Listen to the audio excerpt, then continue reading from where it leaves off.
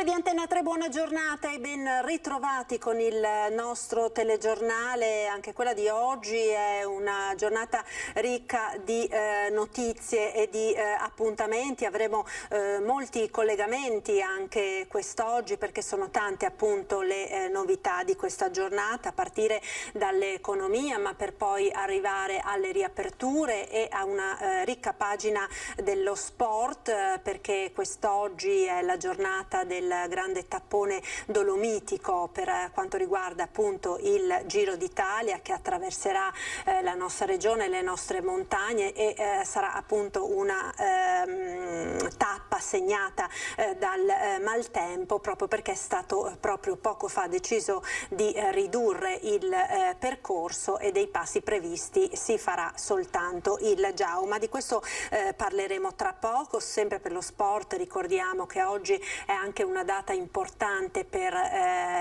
gli appassionati di allenamento, perché possono finalmente dopo tanti mesi di chiusura riaprire le palestre e anche di questo appunto parleremo. Ma cominciamo con la pagina economica, perché si sta molto discutendo in queste ore del decreto sostegni bis del governo, tanto atteso dalle imprese, dai professionisti e dai lavoratori, ma anche della novità che è stata lanciata in queste ultime ore dal segretario del PD Letta, relativo alla imposta di successione per i grandi patrimoni, che andrebbe a finanziare questa dote prevista per i diciottenni. Cominciamo quindi subito con questi temi. Abbiamo in collegamento Nicola Palumbo, consulente aziendale. Buongiorno Palumbo. Salve, salve a lei, salve a tutti. Buongiorno, grazie per essere con noi. Allora, cominciamo con il sostegni bis. Sono diverse le novità, insomma, contenute nell'ultimo decreto del governo, novità che hanno anche suscitato diverse polemiche, sia tra le categorie che tra i sindacati. Vogliamo parlarne? Sì, allora, senza dubbio, ogni volta che si pone in essere un'iniziativa di sostegno economico, dopo un anno e mezzo in questa grande emergenza, per forza questa somma, queste cifre che vengono date non vengono ritenute sufficienti, perché non lo possono essere. Dobbiamo dircelo, dopo un anno e mezzo di chiusure nessuna somma potrebbe essere tale da poter portare reale ristoro. È chiaro che noi dobbiamo prendere ciò che viene realizzato, studiarlo, capire quali sono i pro e i contro e eventualmente poi dare una via, una strada a chi volesse richiederlo e volesse averne un beneficio. In questo senso il decreto sostegni bis si rifà al decreto sostegni 1, è molto simile almeno per un aspetto. Chi ha già avuto una cifra, una somma nel decreto sostegni 1 potrà avere la medesima cifra, la medesima somma anche ora. Lo potrà fare in maniera automatica, senza avere delle richieste nuove, senza fare delle domande nuove, e tutto qui, insomma, è tutto molto semplice, sono gli stessi parametri, ma ripeto, non serviranno nuovi conti, servirà banalmente aspettiamo i decreti attuativi che ci potranno dire in quali date e in quali forme poi arriveranno queste cifre. C'è un'alternativa però che è importante dire, perché contempla parametri che sono differenti rispetto al decreto sostegni 1. È un'alternativa, quindi o si applica questa via o quella precedente.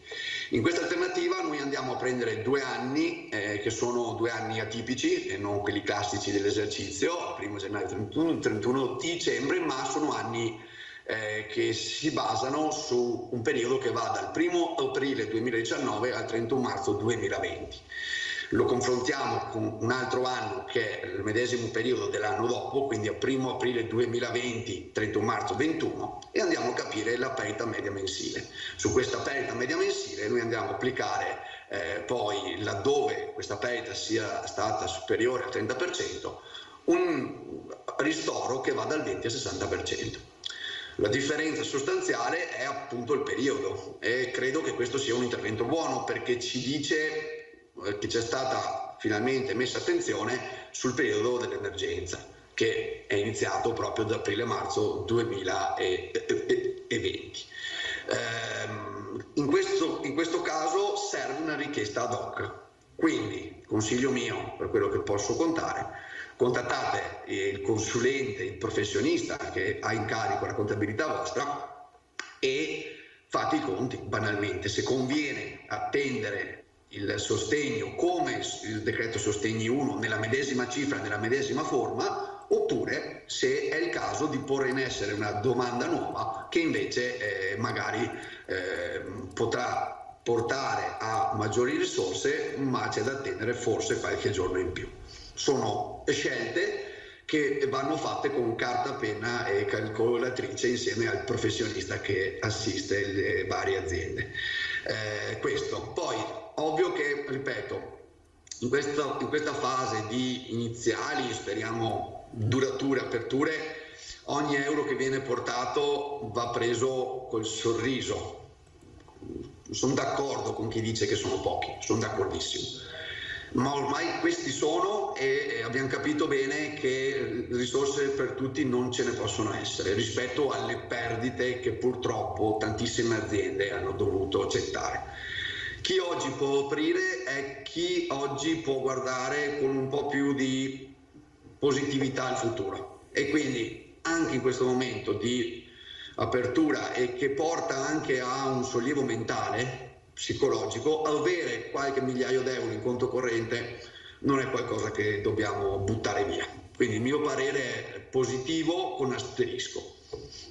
Ecco, per quanto riguarda diciamo i lavoratori, c'è stata molta discussione in queste ultime ore, ovviamente anche per quanto riguarda le aziende, le imprese, sulla questione dello sblocco, della possibilità di licenziare e appunto ci sono delle novità anche per quanto riguarda la cassa integrazione Covid in questo senso.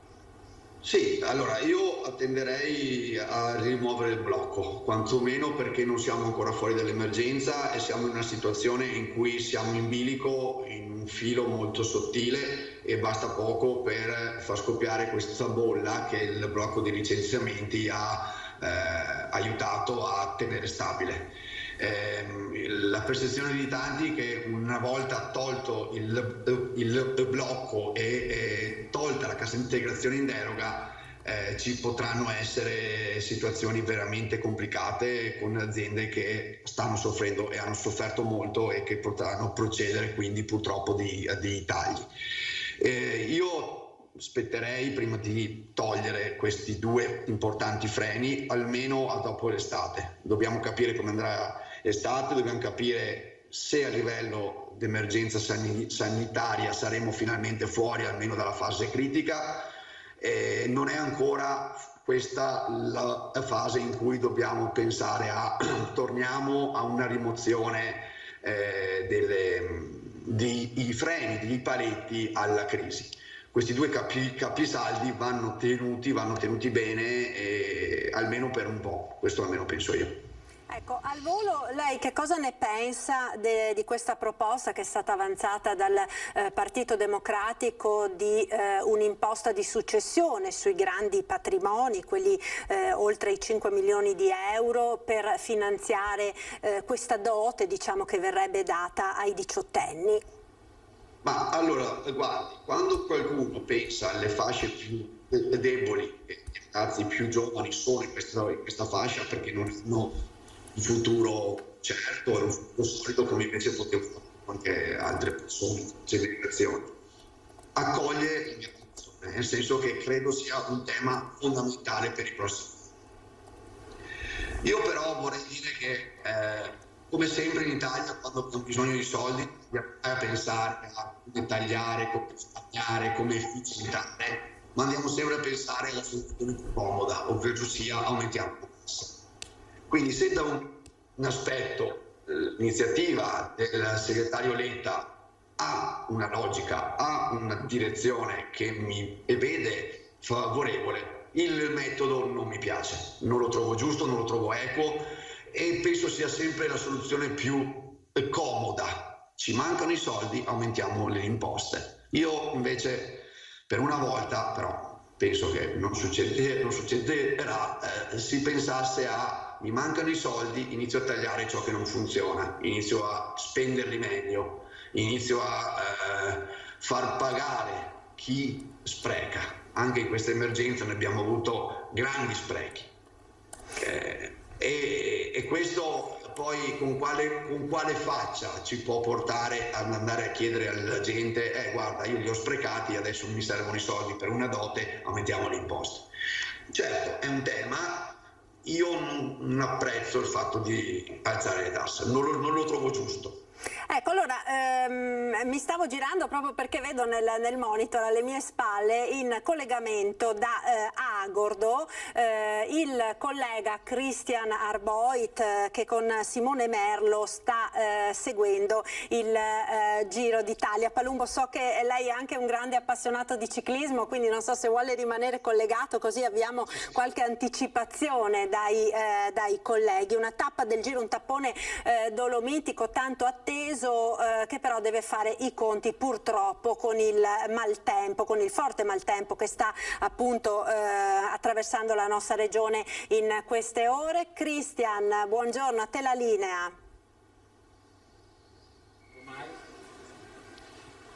Buongiorno Marta, buongiorno a te e a tutti i telespettatori di Antenna 3. Purtroppo il tempo sta rovinando in parte la festa del Giro d'Italia. Oggi la tappa più attesa, il tappone dolomitico, la Sacile Cortina, che in tanti aspettavano. Purtroppo Giove Pluvio non è clemente, ma è comunque festa. Ci sono state delle variazioni di percorso, non si faranno né il Pordoi né il Fedaia, non ci sarà la salita, quella fantastica e tritacarne di Malgacciapela e Capanna Villa, ma lo spettacolo sarà comunque assicurato soprattutto sul Giau, perché il Giau resta con la sua potenza evocativa. Ci sono intere comunità comunque che stanno aspettando il Giro, che si sono messe in ghingheri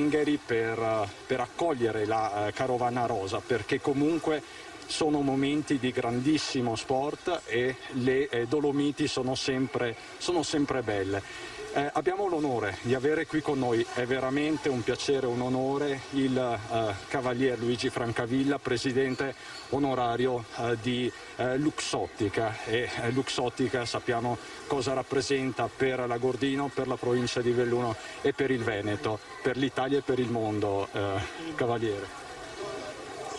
È una bella giornata questa, nonostante tutto. Oggi è una giornata pessima, la peggiore dell'anno. Siete capitati al momento giusto. Manca la neve. Manca solo quella, ma in cima dicono che ci sia anche quella. Fra poco l'ho trovata. Io sono contento che passate di qua, allo Sottica qua dietro, a portata di mano. Avrei preferito fare un'intervista davanti allo Sottica che però tutti conosciamo. Tutti conosciamo. Ecco, lei è un simbolo dell'Agordino, Cavaliere. Beh, è un simbolo, più che altro ho sempre fatto il mio dovere, con trasparenza e sincerità. E i risultati l'hanno premiata, vi hanno premiato? Ci ha premiato e continua a premiarci. Abbiamo tante cose in programma, molto interessanti, che dà ancora più lustro sia alla provincia che all'Italia. Ce ne può anticipare qualcuno? No, troppo presto. Anche fra un paio di mesi. Quindi Luxottica c'è e ci sarà sempre per l'Agordino e per il territorio bellunese. Questo è poco ma sicuro, almeno finché ci sono io, ma io penso anche dopo. Penso dopo perché abbiamo dei ragazzi veramente interessanti, bravi e con fiducia. Quindi questo rimane un grande territorio delle Dolomiti, ma anche territorio di grande manifattura e di grande eccellenza, e quindi di Luxottica. Adesso abbiamo raggiunto circa 220.000 dipendenti in tutto il mondo e che sono contenti. Direi proprio di sì. E questa E queste parole fanno bene. Chiedo a Michele Costa. Michele Costa è presidente dell'Unione Montana Agordina. Non è una bella giornata dal punto di vista meteo, però le Dolomiti sono sempre un teatro fantastico per queste imprese sportive, e le parole del Cavalier Francavilla fanno bene. Sì, la giornata è difficile dal punto di vista meteorologico, però l'Agordino si è preparato in tutto e per tutto per l'accoglienza, per regalare una giornata particolare, veramente viva, per una tappa dolomitica che con 3 passi di seguito come quelli che erano previsti avrebbe fatto la differenza, sarebbe stata una giornata di grandissimo sport. Sappiamo che non è così, che la tappa ha avuto delle modifiche, però sarà comunque una giornata di grande sport e comunque una giornata di grande vicinanza, di grande amicizia per quanto riguarda l'Agordino tutto e lo sport. E mi permetto anch'io di ringraziare il Cavalier Francavilla che è qui con noi, perché Luxottica è veramente un qualcosa che anche se non siamo davanti allo stabilimento, siamo davanti a una persona che ha reso grande Luxottica e siamo di fronte a una conca che è Luxottica, per cui devo dire che Luxottica è importante per tutto l'Agordino e si respira quest'area in tutto il territorio. Per cui quello che ha fatto Luxottica e che farà Luxottica sarà sempre e per sempre nell'Agordino un elemento, una traccia importante per tutta la gente che lo vive quotidianamente. Lei, presidente Francavilla, è tifoso di ciclismo, è appassionato? Beh, dai tempi di Coppe, diciamo. Che quando passava Coppa di qua, andava a fare i Pordoi, era famoso quella tappa, perché Coppe l'ha vinta diverse volte. Quindi diciamo che il legame dell'Agordino con il Giro d'Italia C'è sempre stato. Poi insomma oggi salta la Cima Coppi, salta il Pordoi, sarà per la prossima sicuramente. Sì, ma se non sbaglio diventa il Giao Cima Coppi, che comunque è un passo che è assolutamente uno dei più belli fra le Dolomiti. L'Agordino è legato al Giro d'Italia perché siamo nel cuore delle Dolomiti e quindi è indissolubile, credo, questo legame. Così come è bello che il Giro d'Italia ogni tanto faccia tappa proprio dalle nostre parti per regalarci quel legame, quella vicinanza che c'è fra tutta una comunità, tutto uno Stato, tutta una nazione e un territorio di montagna che si sente in questi giorni più vicino. Uno che se ne intende di ciclismo è Alberto Stocco trevigiano, appassionato di ciclismo, titolare di Cadelpoggio e diciamo così lei è il motore di tante tappe del Giro d'Italia a Cadelpoggio. Beh, assolutamente, io più che il motore sono un grandissimo appassionato che da sempre ha seguito il Giro, ha fatto sì che grazie alle conoscenze, ai rapporti, ma soprattutto al grande interesse che la Regione ha sempre avuto nei confronti della nostra marca e quindi nei confronti delle colline del Prosecco, ha fatto sì che parecchie volte il Giro passasse sulle nostre colline. È vero che senza una passione, senza una volontà e senza la disponibilità di tante persone i traguardi non si raggiungono. Ecco che oggi tutti insieme abbiamo raggiunto un altro grande traguardo, che è quello di questa bellissima tappa che arriverà a Cortina.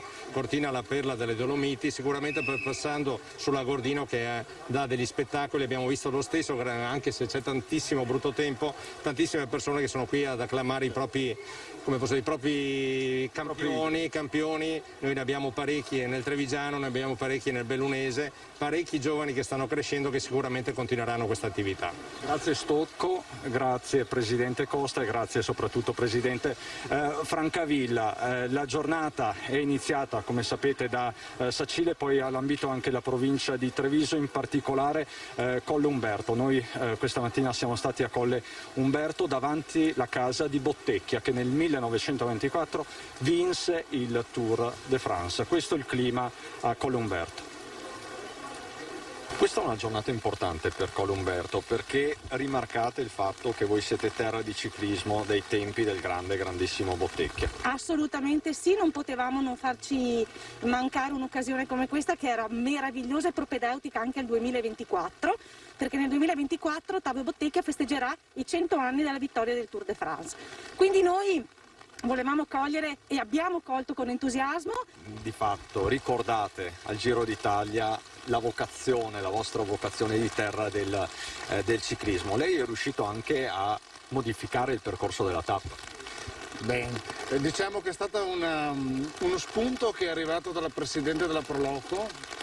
Abbiamo immediatamente colto l'opportunità, fatto la richiesta RCS che in 2 giorni ha dato il suo ok per quanto riguarda il passaggio del Giro per Colle Umberto. Penso fosse doveroso per omaggiare il nostro concittadino e per iniziare anche un percorso che coinvolgerà tutta la comunità in vista del 2024 con un centenario importante della prima vittoria al Tour de France. Sempre di ciclismo si parla. E cosa avete in previsione per il 2024? C'è un progetto di valorizzazione, di recupero? Il progetto, la sfida che vogliamo portare avanti è il recupero di questa struttura, una casa presso la quale è abitato Bottecchia e che speriamo possa diventare un punto di ritrovo per gli appassionati e un punto dove si possono raccogliere le memorie del nostro concittadino. I bersaglieri in campo per festeggiare il Giro d'Italia, ma soprattutto festeggiare la figura di un trevigiano d'eccezione, Bottecchia.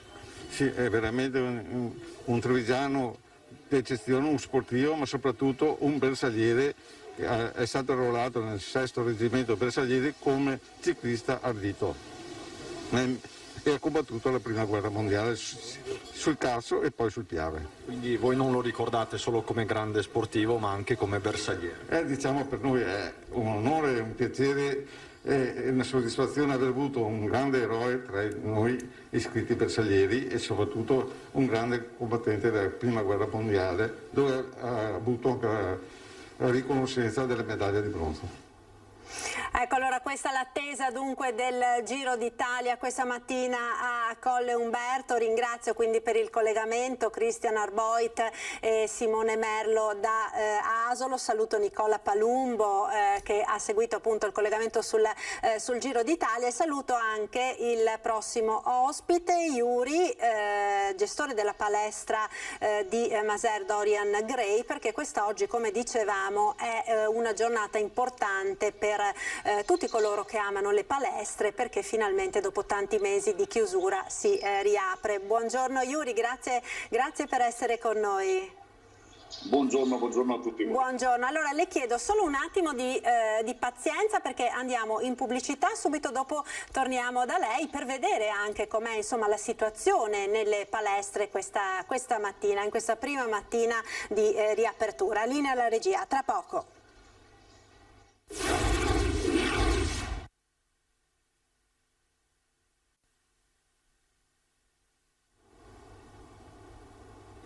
Ed eccoci, siamo nuovamente in diretta con l'edizione del nostro telegiornale. Allora abbiamo in collegamento Yuri della palestra di Maser. No, allora magari se potete farmi capire insomma dalla regia se riuscite a ripristinare il collegamento.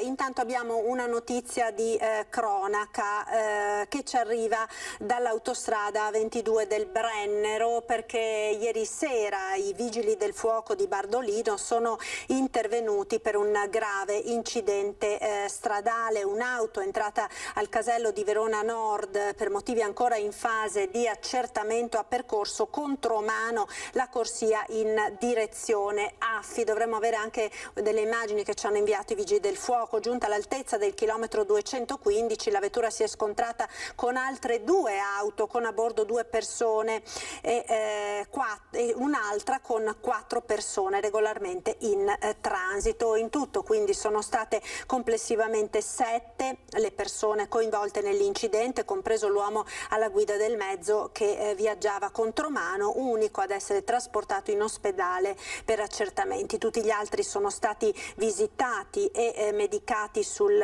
posto. I vigili del fuoco hanno provveduto a mettere in sicurezza lo scenario e i mezzi coinvolti. L'autostrada chiusa al traffico con uscita obbligatoria al casello di Affi e rientro a Verona Nord è stata riaperta soltanto alle 23:30. e 15. Allora, questa è la notizia di cronaca, riusciamo a ricollegarci con ci stiamo provando. Allora vediamo intanto il nostro sondaggio di oggi, che è dedicato alle vaccinazioni per i ragazzi. Potete naturalmente cominciare a chiamare per esprimere quella che è la vostra opinione sulla questione fin da subito. Il risultato poi, come sempre, nel corso di Ring, in onda questa sera. Allora, scuola sicura, vaccinare anche gli studenti è il nostro sondaggio di oggi. Come sempre i due numeri li vedete in sovraimpressione, per il sì e per il no. La chiamata è gratuita. Allora, ecco, vedo nel preview che abbiamo in collegamento Yuri per questa prima giornata di riapertura delle palestre. Buongiorno Yuri, grazie per essere con noi. Allora, una data importante, quella di oggi, che aspettavate da tanti mesi. Come sta andando? Finalmente ci siamo arrivati. Beh, sta andando abbastanza bene, la gente è arrivata, tanti non vedevano appunto l'ora, anche se, ripeto, oggi forse va un grande pensiero a chi purtroppo non ha potuto riaprire e quindi sono rimasti a casa chiusi per colpa dello Stato, quindi questo bisogna dirlo. Noi siamo qua, adesso siamo ripartiti, il tempo è quello che è, abbiamo sempre detto che comunque giugno ormai non era il momento giusto per riaprire, ma questo ci hanno permesso e noi questo lo facciamo. Ecco, giugno non è il momento giusto per riaprire, perché anche, diciamo, negli anni prima del Covid molti diciamo sospendevano, no, gli abbonamenti per l'estate, perché si preferisce magari altri tipi di attività all'aperto, ma magari quest'anno sarà un po' diverso, no? Beh, diciamo che ormai è tutto diverso, quindi speriamo che anche questo sarà diverso, quindi non possiamo saperlo. E vediamo, speriamo comunque che la gente torni, e anche perché comunque hanno perso anche un po' l'abitudine di allenarsi. Ormai siamo chiusi, come abbiamo sempre detto, da 14 mesi, quindi la gente ha cambiato un po' anche le abitudini. Quindi adesso vediamo un po', perché se il tempo tiene, se fa bello, la gente giustamente va anche al mare, quindi non è che vengono in palestra, però dai, cerchiamo di essere ottimisti e siamo ottimisti. Ecco, stiamo vedendo intanto le immagini delle persone che questa mattina si sono presentate subito puntuali, no, all'apertura della palestra per poter finalmente tornare ad allenarsi.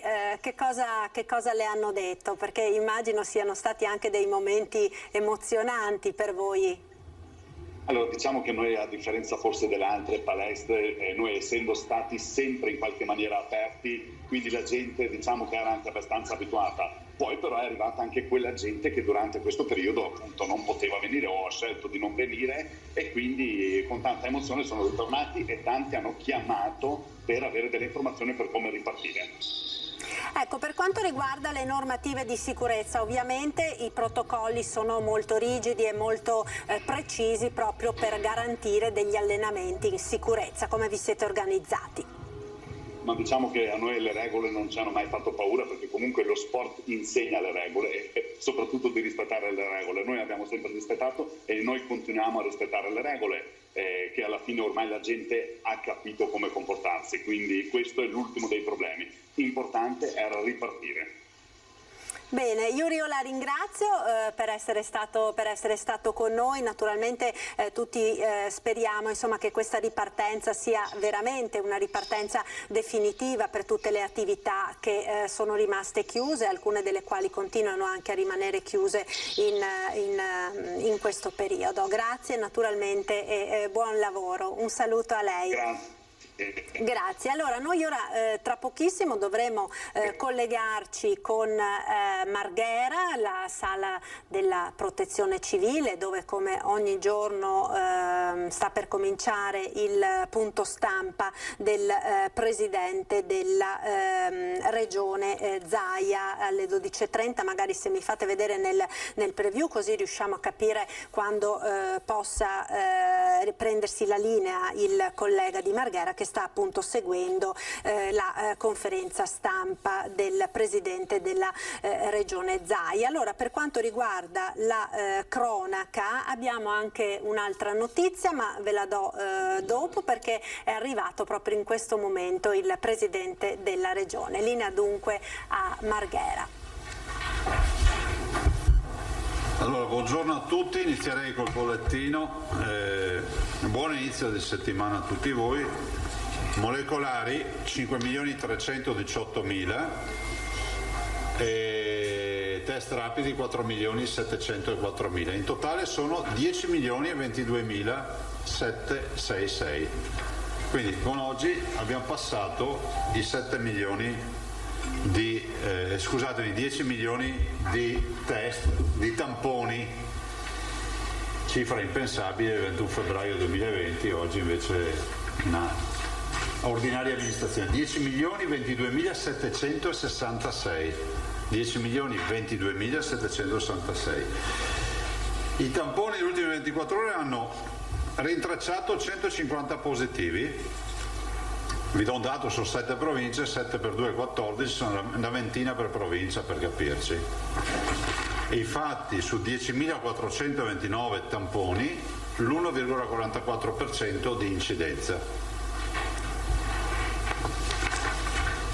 Positivi dall'inizio sono 422.074. I positivi oggi in isolamento in Veneto sono 11.055. I ricoverati sono 845 in totale, meno 12. Vi ricordo sempre che siamo al bollettino del lunedì, che non è proprio che sia il massimo della vita nella storia dei bollettini, però 845 meno 12. Gli 845 sono così distribuiti: 749 in area non critica, meno 12, e invariato 96. Vi ricordo sempre che nel bollettino nazionale, se qualcuno dovesse scaricarselo, non troverà 96 ma ne troverà molti di meno, perché noi continuiamo a mettere anche i negativizzati. La terapia intensiva quindi fa 96 più 322 non Covid, per un totale di 418. Totale di decessi 11.530 più 2. I dimessi 21.516. Allora, con le vaccinazioni si sta procedendo alla grande anche questo fine settimana, o meglio nelle ultime 24 ore 34.339 vaccini. Le categorie vaccinate sono le categorie che voi conoscete, però vi do un aggiornamento. I 60-69 hanno raggiunto l'80% dei vaccinati. Vi ricordate, sembrava che non crescesse più, invece hanno accolto l'appello. I 50-59 sono arrivati al 70% tondo, vaccinati e prenotati, ragazzi, sempre. I 40-49 vaccinati e prenotati 48%. Quindi stanno crescendo anche le ultime categorie vaccinali. Considerate che i 40-49 non hanno avuto dappertutto tanta disponibilità di posti, per cui man mano si apre andranno a prenotarsi. E vi informo che si aprono degli slot per una categoria vaccinale che è la categoria 4, che sono tutti coloro che hanno un'esenzione ticket per una patologia, non che esenzione ticket per reddito, ma per patologia. Apriremo circa 95.000 posti. Stiamo parlando di 444.000 persone che hanno un'esenzione in Veneto per patologia, che va dalla celiachia al diabete o altro, e ce ne rimangono ancora all'appello 194.000. Intanto partiamo con i primi 90.000 posti, 95.000 posti. Dai 16 anni in su. Della Corte di 444.000 con una esenzione per patologia, molti sono stati vaccinati perché erano cinquantenni, sessantenni o quello che è, ce ne restano ancora da intercettare 194.000, stiamo parlando dei 16 anni in su. E ringrazio i vaccinatori che stanno facendo un lavoro poderoso, peraltro ci stiamo preparando al 30 di maggio, quando arriveranno, pensate avremo lunedì 30 maggio, vi dico il numero esatto, se te lo sotto mano.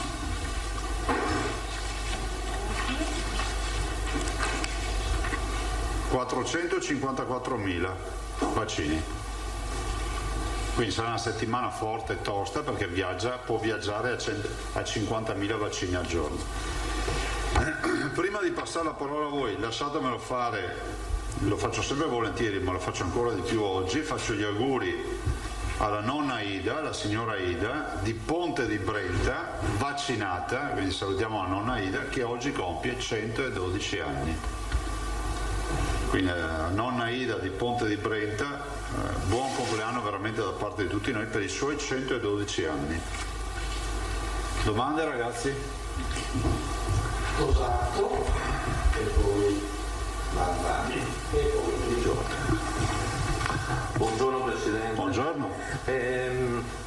Persone ci segnalano la loro impossibilità a prenotarsi per il vaccino. Nonostante molti tentativi. Ma di che età sono?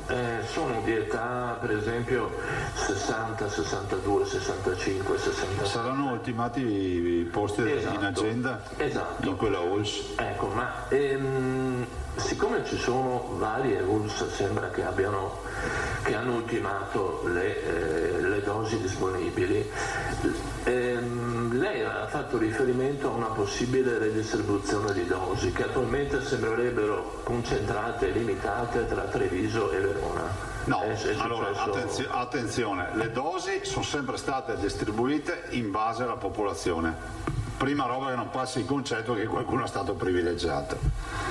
Dopodiché noi oggi non dobbiamo redistribuire dosi, ma eventualmente dobbiamo redistribuire apertura di agende, perché voglio ricordare che chi sta prenotando a giugno la sua, io per dire ho la seconda dose da fare, non è che c'è in casa la seconda dose di vaccino, noi abbiamo buttato il cuore oltre l'ostacolo, è stata questa la mossa vincente dell'evento, dando modo a molti cittadini di prenotarsi in date molto in là. Oggi stiamo prenotando al 16 giugno in Veneto.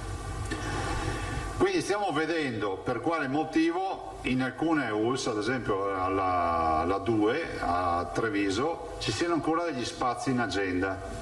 Però è pur vero che noi continuiamo con gli appelli perché quegli spazi sono della ULS 2, cioè non è che sono stati dati in più. Continuiamo con gli appelli, adesso aprendo oggi anche spazi per la categoria 4, ovviamente immagino verranno occupati. E appena avremo certezza di ulteriori forniture in là nel tempo, e penso che sia questione di ore se non di qualche giorno, apriremo agende anche per arrivare a fine giugno e quindi sistemeremo anche questo aspetto. Purtroppo noi abbiamo due cose necessarie per aprire: la disponibilità del vaccino, virtuale o fisica, e quindi se è virtuale che ci sia un pezzo di carta che ci dice che arriverà. Se noi avessimo oggi, questo ve lo voglio dire con chiarezza, il piano di arrivi dei vaccini da qui a dicembre, noi apriremmo tutte le agende. È che ci rompe le palle pensare di far fissare ai cittadini la loro data per la vaccinazione e poi magari doverla disdettare, cioè questo ci spiace, no? E noi poi vacciniamo in base a quello che ci danno. Cioè non è che è cambiata la macchina vaccinale del Veneto, quando ne avevamo 827, il 27 di dicembre ne avevamo fatti 827 dosi in un giorno e poi crescendo abbiamo sempre fatto erogato, inoculato le dosi che Roma ci manda in virtù del contratto europeo, quindi non è cambiato nulla sotto il sole. Ecco, ma le ULS che hanno esaurito le disponibilità per le prenotazioni da qui al 16 giugno. Quando è che riceveranno ulteriori forniture e potranno accogliere? Io penso che sia questione di qualche giorno, nel senso che si apriranno ancora agende, questo sì, sicuramente. Considerate che noi stiamo galoppando, perché siamo i primi, avete visto i dati questo fine settimana, siamo i primi a livello nazionale. Capisco che ha più bisogno uno che ha avuto che non ha più, no? Nel senso che siamo abituati talmente bene a questa campagna vaccinale, uno dice ma io vorrei potermi prenotare. C'è uno stallo che durerà qualche giorno finché non ci mandano un pezzo di carta che ci dirà che a giugno arriveranno che so 1 milione di dosi e apriremo 1 milione di posti in agenda. Però siamo la regione che ha vaccinato di più, avete visto? Le chiedo un'altra cosa. Prego. Che riguarda la proposta di garantire la seconda dose di vaccino ai turisti che vengono in Veneto. Sembra un po' che le regioni vadano in ordine sparso, nel senso che lei ha fatto per primo questa proposta, c'è chi ha fatto dell'ironia come il suo collega Camparo De Luca che ci ha scherzato sopra. E c'è invece chi sembra l'abbia presa sul serio come i presidenti di Piemonte e Liguria che hanno fatto il patto di reciprocità per i rispettivi turisti. I colloqui che lei ha avuto non hanno dato in questo senso sviluppi per una qualche linea comune, insomma, posto che il Veneto ha le sue esigenze che sono diverse magari da quelle di altre regioni, visto i flussi.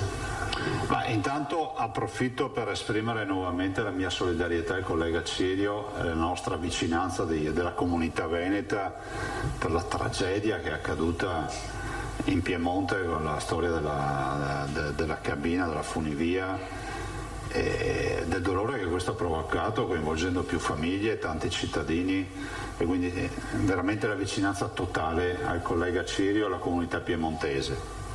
Lo dico perché è stato citato il collega Cirio, già ieri abbiamo espresso a nome del Veneto la nostra vicinanza alla loro comunità e alle famiglie. Allora,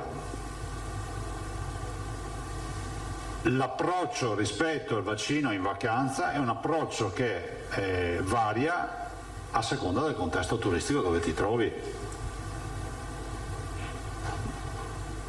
Io penso che quello che ha fatto il collega Totti con il collega Cirio sia assolutamente una cosa giusta, ma fatta su misura per due realtà di quella dimensione turistica, che peraltro hanno, il Piemonte ha un grande sbocco al mare, c'è accesso al mare che è rappresentato dalla Liguria, fra l'altro, o gran parte dei piemontesi, oltre a venire in Veneto, vanno anche in Liguria. Altri magari vivono meno questa esigenza del vaccino in vacanza perché magari hanno altre dimensioni. Considerate che quando parla il Veneto parla la prima regione turistica d'Italia, 72 milioni di presenze. Da noi arrivano da tutti i paesi, il 67% di questi 72 milioni di presenze sono stranieri.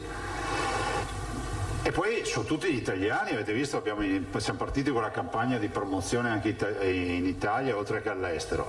Per noi sarebbe impensabile partire con accordi bilaterali, li facciamo con il Friuli Venezia Giulia, ma per carità, con l'Emilia Romagna, con il Trentino, Alto Adige, con la Lombardia, però rischieremo sempre di dimenticare la parte grande della torta dei visitatori. Mi metto nei panni di tanti nostri ospiti nazionali e internazionali che dovremmo comunque tutelare. Io penso che a livello nazionale si debba chiarire invece un vero concetto. Se riconosciamo la reciprocità della vaccinazione, perché qua ho letto di qualcuno che dice dovete fare accordi tra regioni, io le devo fare con tutta l'Italia. Ma mi sembra assurdo, no? Abbiamo le anagrafi vaccinali, se si dialogano bene, se no facciamo il certificato cartaceo e poi uno va a registrarsi a casa. Stiamo parlando di un servizio che è la ciliegina sulla torta, non è che la gente va in massa in vacanza per farsi fare la seconda vaccinazione. Io penso che una decisione nazionale si debba prendere. Ho apprezzato e ho visto che comunque la quasi totalità degli esponenti politici, con ruoli anche nella sanità, piuttosto che il mondo degli scienziati, comunque tutti condividono l'idea che se una persona vuole farsi la seconda dose di vacanza se la può fare. Non ultimo è uscito il professor Vaia dello Spallanzani stamattina, ma ho visto dichiarazioni di tutti, del vice ministro Sileri, di tutti, insomma, potete controllare, insomma c'è una miriade di persone che è intervenuta su questo. Spero che questa partita non diventi per qualcuno un totem, perché a me sembra di una banalità e di un'ovvietà la questione che ho posto, me lo dico da solo, che io immaginavo si risolvesse in 3 secondi e mezzo. Dopodiché, per fare i vaccini ai turisti ci vogliono i vaccini. Allora non possiamo andare dall'estremo del resort di extra lusso che porta tutti i suoi a vaccinare in Germania, i suoi dipendenti, per dire io sono covid free, a noi che stiamo qui da un mese ormai a dire ma vacciniamo il turista o non lo vacciniamo. Il turista ha sempre ragione e al turista noi dobbiamo sempre dare i servizi, questo è il principio. Guardate che i nostri albergatori, il nostro mondo del turismo la vede come noi, la condivide questa sfida. Peraltro noi abbiamo come obiettivo, ve lo dico già, di passare diciamo quanto prima la vaccinazione degli operatori turistici, e penso che in settimana anche se si possa risolvere questa partita che sta seguendo l'assessore Lanzarini. Però noi la vediamo così, quindi ecco, per dire, non ci vedrei contrapposizioni, ci vedo approcci diversi. Cioè noi la pressione del turismo la sentiamo forte, cioè, questa è una regione turistica, vive di turismo, 18 miliardi di fatturato il turismo in Veneto, cioè più del 10% del PIL del Veneto. Banzano, vedi? Buongiorno Presidente, buongiorno a tutti. Possiamo fare un po' di ordine in quello che succederà nelle prossime ore e giornate, per favore? Allora, lei dice che al 30 maggio arriveranno 454.000 vaccini. Sono annunciati, sì. Annunciati. Quindi questa settimana invece com'è la previsione? Te lo dico subito. È più bassa. Anch'io mi ricordo sto dato. Scusa perché. Eccoli qua. 208.000. Totali tra Pfizer e quant'altro? Scusami. Sì, sono totali, non voglio dirti la cifra esatta, non voglio dire cazzate. 206, ho letto il 6 per 8. Succede. Senza lenti. Benissimo, allora questa settimana 200 erotti, la settimana di là abbiamo nel giro di 2 settimane 600. Ma sono già nelle agende? Sono già calcolati nelle aperture dell'agenda che abbiamo fatto? Le prenotazioni sono tutte fino al 16 giugno oppure ci sono alcune prenotazioni che vanno oltre l'agenda del 16 giugno? A noi risulta di aver dato a disposizione di aprire fino al 16. Fino al 16, perfetto. Perché avevamo certezza di avere fino al 16. Ottimo. Quantitativi diciamo verosimilmente raggiungibili nelle forniture. Lo step, allora la novità di oggi è l'apertura delle categorie 4 esenzioni, potrebbero essere quindi anche ragazzini, 16enni, 17enni, esatto. E non c'è nessun limite di età. No. In questo le chiedo una specificazione, alcune regioni avevano già aperto la categoria 4 prima dei 50enni? Sì, considerate che questi non sono i fragili, cioè, questa è un'esenzione per patologia. C'è un po' di misto mare a livello nazionale. Considerate che noi ne abbiamo intercettati, avete visto il numero? 194.000. No, ci mancano 194.000. Quindi la differenza tra 444 e 194. Quindi almeno 240.000 noi li abbiamo già vaccinati di default perché andavano per target di età. La sua idea è di procedere come da qua nei prossimi giorni, se saranno confermati queste dosi di fornitura e se ne arriveranno soprattutto di più? Cioè siamo arrivati ai 40-49enni, poi nel suo piano ne parlavamo anche stamattina, sicuramente la soluzione dopo è quella di liberi tutti, però abbiamo un target importante che è quello delle aziende turistiche, che non è che valgono di più delle altre aziende, attenzione, non voglio mancare di rispetto, ma queste comunicativamente, lavorando con persone, quindi con ospiti stranieri, soprattutto stranieri e italiani, hanno un modo anche di presentare i nostri territori come territori covid free, no? E quindi la vaccinazione. Dopodiché, se volete che vi dica la mia opinione rispetto al liberi tutti, io penso che dovremmo dare un'opportunità ai giovani a questo punto, prima che a quelli di mezza età. Cioè nell'ambito dei sedi, a parte il fatto che sembra che andremo da 12 a 40 anni, noi siamo diciamo aperti dai 40 anni su, giusto ad oggi. Ci resta un varco che andrà dai 12 ai 40 anni.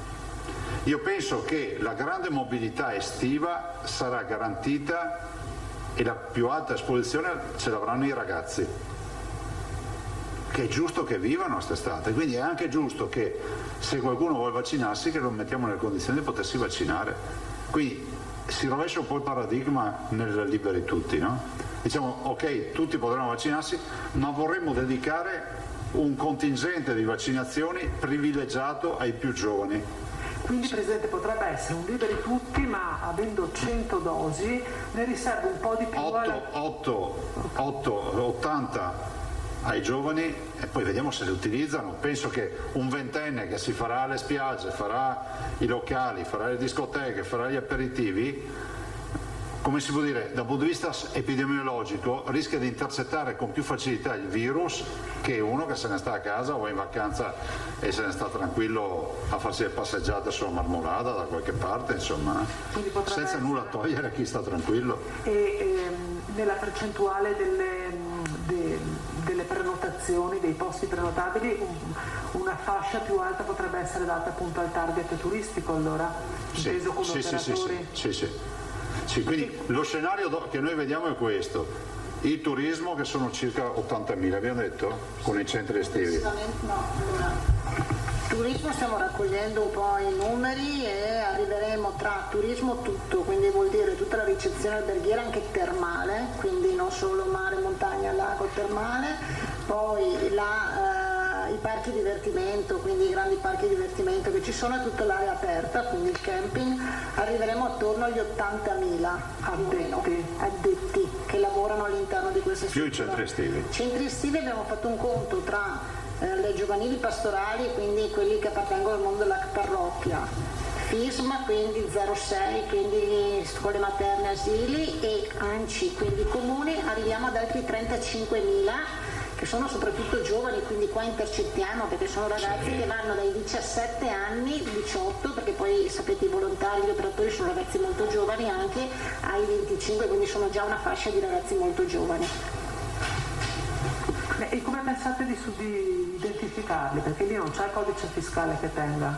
Beh, lì ci sono due alternative, ne stiamo parlando: o dare a loro i vaccini e quindi si fanno delle linee vaccinali, oppure utilizzare il portale, che non è escluso, con la forzatura e l'autocertificazione all'arrivo, che a me sembra più logico, insomma. Però insomma c'è un tavolo aperto. Considerate che non è cosa che accadrà nelle prossime ore, Scusi, l'altra domanda invece, Presidente, avete notizie in merito ai trasporti? Era il tema che era stato sollevato la settimana scorsa. Non ne abbiamo. La capienza del 50% sta creando seri problemi, soprattutto a Venezia. Poi adesso che si è riaperto fortunatamente il turismo, grazie alla Biennale. Ci siamo mossi, però al momento no. Ho sentito anche stamattina il Ministro Giovannini per altri argomenti, ma non c'è ancora novità. E l'ultima domanda, forse per competenza territoriale, forse aspetta più all'assessore Lanzarin. Stamattina a Bassano c'è stato un po' di caos all'Eurobrico perché sono finiti i vaccini e la gente è stata mandata a casa con l'invito di ripresentarsi dopo 15 giorni rispetto alla data prefissata. Non mi è stato comunicato, perché non sapevo neanche cosa risponderò. Sentiamo Bramezza e dopo lo diciamo. Va bene, grazie. Maria, a fine conferenza se te senti Bramezza. Prigioni e poi Di Gennaro. Buongiorno a tutti, buongiorno Presidente. Per quanto riguarda i vaccini e le vaccinazioni invece nelle aziende che non sono turistiche e le vaccinazioni in farmacia, arrivano quantitativi di vaccini per poter avviare questo canale? Al momento non abbiamo ancora conferme sulle forniture. Diciamo, per noi forniture significa certe dal 16, arriveranno dal commissario sicuramente, perché quella è l'attività che loro fanno, quindi capire dal contratto europeo quanto arriverà. Stamattina, per dire, hanno fatto 2 forniture di Moderna e ho visto stamattina, scusate, vi dico anche perché ho mandato io il messaggio, fate voi. 29.000 e 11.000 AstraZeneca e Moderna. Moderna, 11.000 AstraZeneca. E sono arrivate le 11 di questa mattina. E dei 454.000 che arriveranno a fine maggio, sempre tutti e 3 i tipi? Sono sulla carta, sì, sono tutti i tipi, ma sono ancora sulla carta, nel senso che non è che abbiamo... A proposito di turismo, chi ti farà oggi pomeriggio a Cortina?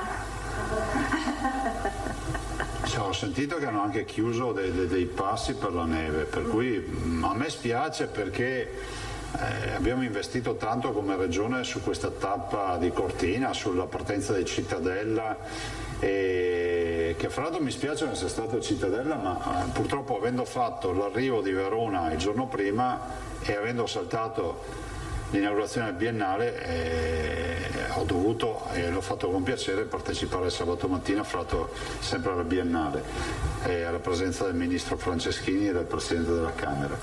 E Cortina, non so, ci vuole un buon scalatore. Magari avremo un nuovo Pantani sotto la neve, non lo so, guardate, non ho idea, perché oggi è una tappa veramente, era una tappa da bella giornata, così veramente sarà una tappa che selezionerà molto, cioè ho l'impressione che oggi confermerà la maglia rosa fino alla fine. Grazie. Però siamo orgogliosi, insomma, abbiamo Viviani portabandiera alle Olimpiadi, Vendrame che ha vinto una tappa, magari oggi spero un Veneto, qualche Veneto che si faccia vedere. Di Gennaro.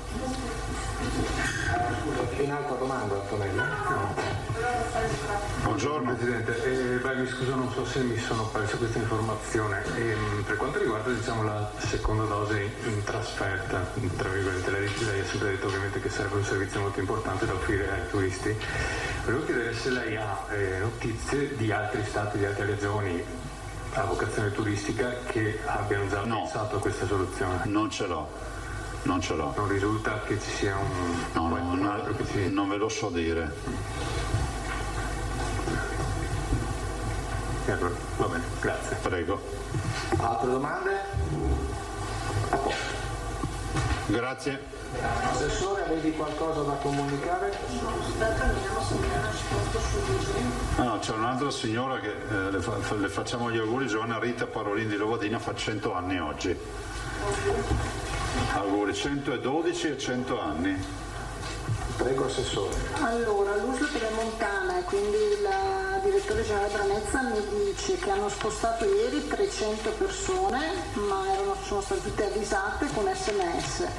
Quindi non gli risulta che ci sia, adesso non lo so, approfondirò anch'io. Comunque le persone sono state spostate ieri, 300, proprio sempre per carenza vaccini. È vero che Branezza aveva chiesto anche ieri in prestito se c'era qualcuno che poteva, per evitare di spostare persone, prestargli i vaccini, ma la situazione era abbastanza critica ovunque.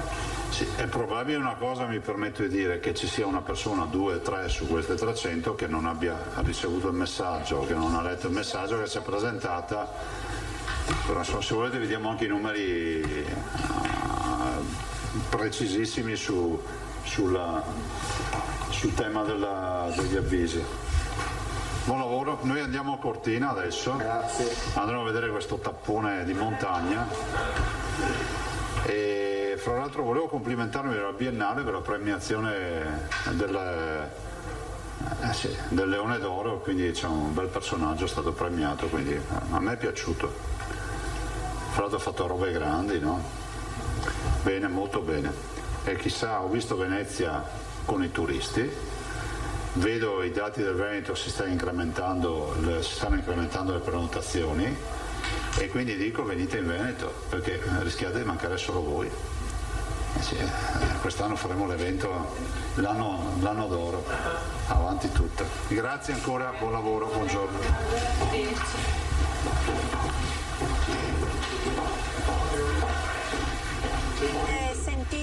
Si è conclusa ora la conferenza stampa al quotidiano Punto Stampa del Presidente della Regione Zaia. Allora vediamo di ricapitolare quelli che sono i dati che sono stati forniti oggi per quanto riguarda i contagi.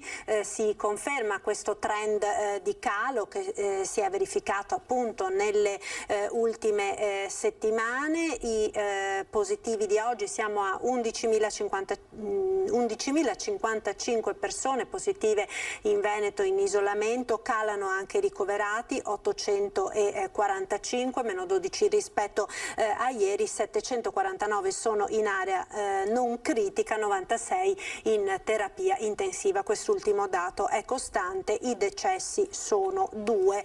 Vanno avanti a ritmo sostenuto anche le vaccinazioni, state vedendo nella nostra grafica appunto quelli che sono gli ultimi dati. Allora, per quanto riguarda le ultime 24 ore in Veneto sono stati somministrati 34.389 vaccini, molto buone anche le performance diciamo delle varie fasce d'età. Per quanto riguarda la fascia 60-69 che appunto negli ultimi giorni sembrava avere una carenza insomma di prenotazioni ancora abbastanza elevata, c'è stato un notevole recupero proprio nelle ultime ore. Tra vaccinati e prenotati questa fascia d'età raggiunge l'80%, la fascia 50-59 siamo al 70%, sempre tra vaccinati e prenotati. Per quanto riguarda invece la fascia 49 siamo al 48% tra vaccinati e prenotati. La novità di quest'oggi è quella dell'apertura nelle prossime ore di nuovi slot vaccinali per tutti coloro che appartengono alla cosiddetta categoria 4, cioè tutte quelle persone che hanno un'esenzione dal ticket per una patologia, per una qualsiasi patologia. Verranno aperti, quindi ha detto il governatore Zaia, 95.000 nuovi posti che sono destinati appunto a queste persone che hanno un'esenzione per patologia di età tra i 16 anni in su. Le persone che hanno esenzioni per patologie in Veneto sono 444.000, molte di queste sono già state vaccinate perché appunto o per età o per patologie gravi, ne restano fuori 194.000 che appunto potranno usufruire di questi 95.000 posti a loro dedicati. Per quanto riguarda le forniture di vaccini, una grossa fornitura è prevista per la settimana prossima, quindi per lunedì 30 maggio, quando si prevede arriveranno 454.000 nuove vaccinazioni. Questi quindi sono i dati principali che sono stati forniti quest'oggi dal governatore Zaia, governatore che avete sentito nuovamente ricordato la vicinanza del Veneto al Piemonte, al governatore Cirio per la tragedia che si è verificata ieri a mezzogiorno con la caduta della funivia a Stresa, costata la vita a 14 persone, un unico sopravvissuto, un bimbo di 5 anni che è ricoverato in gravi condizioni. Ovviamente un incidente che ha aperto un interrogativo sulla sicurezza degli impianti di risalita che, lo ricordiamo, proprio sabato hanno riaperto dopo moltissimi mesi di chiusura. Sulla situazione quindi degli impianti a fune in Veneto è intervenuto il responsabile dell'ANEF, Renzo Minella. Sentiamo l'intervista. È stata veramente una doccia fredda la notizia che è arrivata da Verbania. La nostra associazione e tutti i colleghi impiantisti sono vicini alle famiglie, con grande cordoglio alle famiglie delle vittime e ai feriti che in questo momento stanno lottando negli ospedali. È stata una cosa, come ha già accennato chi mi ha preceduto. Rara, l'ultimo incidente risale al 98, causa quell'aereo della NATO che ha tracciato i fili della funivia del Cermis, e l'ultimo incidente causa errore umano sempre il Cermis nel 76, quindi queste sono le casistiche che abbiamo tuttora. Le nostre società sono impegnate anno dopo anno nelle revisioni obbligatorie che dobbiamo sostenere per legge. Ricordo che noi rappresentiamo il settore del trasporto pubblico, quindi siamo legati alle regole e alle norme che il Ministero ci impone, e quindi c'è tantissima attenzione in questo. Purtroppo qua siamo in attesa adesso di capire cosa è accaduto, non ce lo sappiamo spiegare neanche noi, e solo dopo le varie indagini e le verifiche potremo valutare effettivamente l'accaduto. Temete che questa tragedia, questo disastro possa creare un contraccolpo a tutto il vostro sistema, a tutti gli impiantisti che appunto dopo un inverno di stop ora erano ripartiti con l'entusiasmo di un'estate davanti? Temete appunto un contraccolpo alla luce di quanto accaduto in Piemonte? Speriamo di no, diciamo che abbiamo altri sistemi di trasporto dove gli incidenti sono più frequenti e non cala sicuramente il numero dei frequentatori. Noi cercheremo in questi giorni di far presente e di informare il pubblico della sicurezza che gli impianti in salita hanno sempre garantito storicamente e statisticamente. Ricordo appunto che dobbiamo andare indietro di molti anni per trovare degli incidenti o dei morti legati sui nostri impianti. Dire che gli impianti a fune siano uno dei mezzi di trasporto più sicuri non lo diciamo noi perché siamo impiantisti, ma lo dicono i numeri e le statistiche che non rappresentano insomma numeri di incidenti così elevati come invece possiamo trovare in altri sistemi di trasporto. Ecco, allora avete sentito l'intervista realizzata dalla collega Francesca Bozza a Renzo Minella, presidente dell'ANEF Veneto, l'associazione appunto che raggruppa i gestori degli impianti a fune nel nostro paese. Sentivamo prima nel punto stampa del governatore Zaia la situazione relativa ai giovani, questa intenzione diciamo che ci sarebbe in Veneto una volta diciamo ultimate le fasce d'età dai 40 in su, di dare una priorità ai giovani che sono poi coloro che quest'estate diciamo si muoveranno di più e sono anche ovviamente, essendo le altre categorie vaccinate, più esposti al contagio. Di questo e della situazione nel Trevigiano abbiamo parlato con il direttore generale dell'ULSS 2 della Marca, Francesco Benazzi. Ormai gli ospedali sono Covid free, abbiamo solo dei pazienti, abbiamo delle persone ricoverate nel Covid Hospital di Vittorio, nell'ospedale di comunità. Il resto in tutti gli ospedali non abbiamo più nessun positivo. Una notizia che si aspettava da mesi. Gli ospedali della Marca si stanno svuotando da pazienti Covid, un segnale di come la situazione sia finalmente in miglioramento. Merito soprattutto della campagna vaccinale, che ora potrebbe aprire anche ai più giovani nella fascia 12-15 anni, un ulteriore passo in avanti che la dirigente scolastica regionale Carmela Palumbo ha definito indispensabile per la ripartenza delle lezioni a settembre. In attesa del via libera di EMA, previsto per il 28 maggio, l'ULSS 2 sta pensando a come organizzare la campagna di immunizzazione anche per i più giovani. L'ex Maber di Villorba e il Palasport di Ponte di Piave potrebbero diventare le due sedi di riferimento per questa fascia d'età. L'azienda sanitaria attende il via libera della regione, non vi è al momento, spiega Benazzi, ancora una data.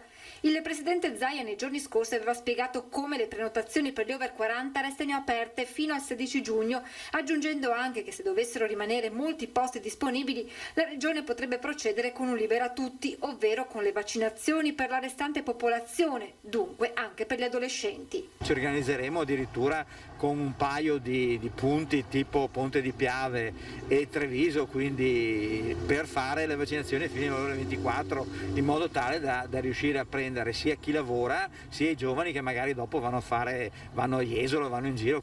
La campagna di immunizzazione intanto continua a correre, nonostante il lieve arresto di ieri con 10.000 vaccinazioni in meno negli hub del Veneto, ad aver pesato nel calo di somministrazioni nella Marca il passaggio del Giro d'Italia. Noi ieri abbiamo avuto il giro che ci ha costretto ovviamente in 2 sedi a partire con le vaccinazioni dai 15 in poi, quindi rispetto al nostro target di 7-8 mila siamo arrivati a circa 5.006. Credo che da oggi già torniamo agli 8 mila. Ecco, la gran parte dei trevigiani si dice favorevole alla vaccinazione dei più giovani. Sentiamo. L'EMA dovrebbe pronunciarsi nei prossimi giorni per il vaccino Pfizer da somministrare ai ragazzi tra i 12 e i 15 anni. Moderna sembra anch'essa pronta a chiedere l'autorizzazione all'Unione Europea. Per molti la copertura per questa fascia d'età potrebbe essere determinante per un ritorno alla normalità, anche alla luce dei focolai registrati in queste settimane proprio nelle aule scolastiche. Sì, sì. Visto anche i contagi che ci sono nelle scuole. Le scuole, appunto, quanto hanno perso come lezioni, organizzazione, sì. Credo di sì, visto che i dati dimostrano che ci sono dei focolai anche a scuola, immagino che sia necessario, sì. Non vedo l'ora che comincino a farlo, così siamo più libere, più tranquille, non abbiamo problemi da dove andare e cosa fare. È giusto che lo facciano? Assolutamente sì, anche perché comunque si è visto che anche i bambini piccoli possono prenderlo, quindi sì. Io sono favorevole. Perché? Perché i ragazzi devono riprendere la loro vita sociale, quindi se il vaccino è sicuro è giusto farglielo e che possano riprendere la loro vita. Sono stati molto limitati, forse più di noi adulti. Ma c'è anche chi ritiene non sia indispensabile la vaccinazione per i più giovani. No. Perché secondo lei? Perché abbiamo visto che non si sono più di tanto contagiati o comunque non hanno sviluppato la malattia in modo pesante, per cui perché dare anche questo carico a loro? E ci sono delle novità anche per quanto riguarda la vicenda del carabiniere vaccinato a Lughignano di Casale sul Sile, che appunto aveva denunciato la mancata somministrazione del siero nel test, nel sangue. Il test sierologico non ha rilevato anticorpi, cosa quindi che sembrerebbe confermare la sua versione. L'indagine, lo ricordiamo, è coordinata dai carabinieri del NAS.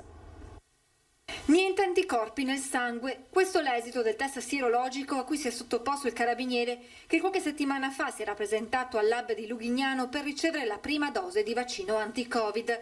Terminata la somministrazione però il militare aveva notato che la siringa era stata gettata nel contenitore per i rifiuti speciali ancora con del siero all'interno, da qui la segnalazione ai colleghi del NAS e l'avvio di un'indagine.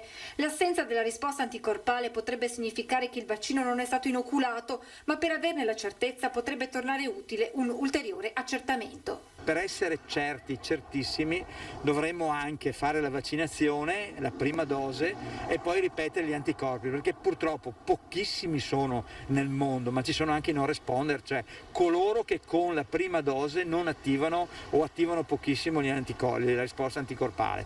Per cui andrei anche a verificare se sono tutti d'accordo, dopo la prima dose, la possibilità di fare il prelievo del sangue per vedere il titolo anticorpale. L'infermiera, con una carriera trentennale alle spalle e una professionalità confermata anche dalle colleghe, provata da quanto accaduto, aveva sin da subito assicurato di non essere una Novax e di aver fatto anche quel giorno, come sempre, il proprio dovere. Io sono convintissimo di questo, conoscendo un po' il curriculum professionale della signora, cioè non è una Novax, non è una che non vuole vaccinarsi, si è vaccinata, ha fatto tutte le vaccinazioni personalmente, anche la sua famiglia.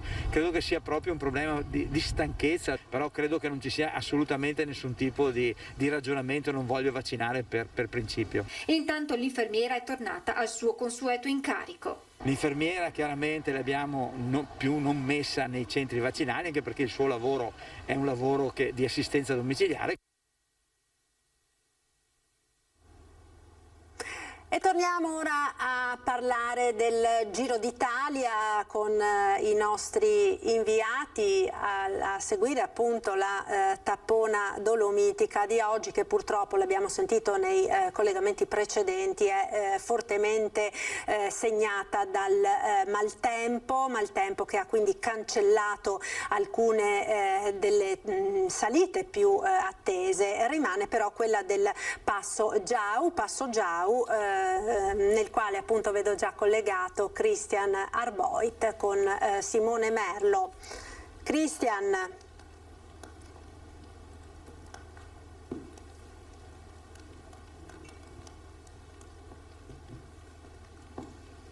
Sì Marta, buongiorno di nuovo. Siamo sulla strada verso il Passo Giau, il maltempo non concede nessun tipo di tregua alla carovana rosa, il percorso è stato modificato ed è quindi tutto un work in progress anche per i tanti operai lungo il percorso. Di fatto mi trovo in questo momento a Colle Santa Lucia, siamo sul Belvedere direzione Giau. Qui passerà la corsa, quindi a Caprile si taglia, non si va sulla Marmolada, non si va quindi sulla Fedaia, non ci sarà la salita celeberrima di Malgacciapela Capanna Bill e non ci sarà nemmeno il Pordoi, ma resta, e scusate se poco, il Giau che comunque è una delle salite più emblematiche e simboliche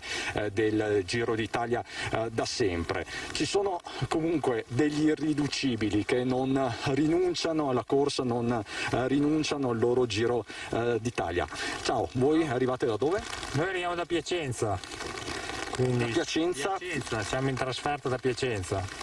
Eravamo a Canazzei, però già pronti a aspettare la carovana sul Pordoi, ma purtroppo la modifica di tappa ci ha fatto cambiare, quindi però non molliamo, siamo arrivati qui al Colle Santa Lucia. Anche voi fino alla fine? Fino alla fine, ci mancherebbe. Chi tifi?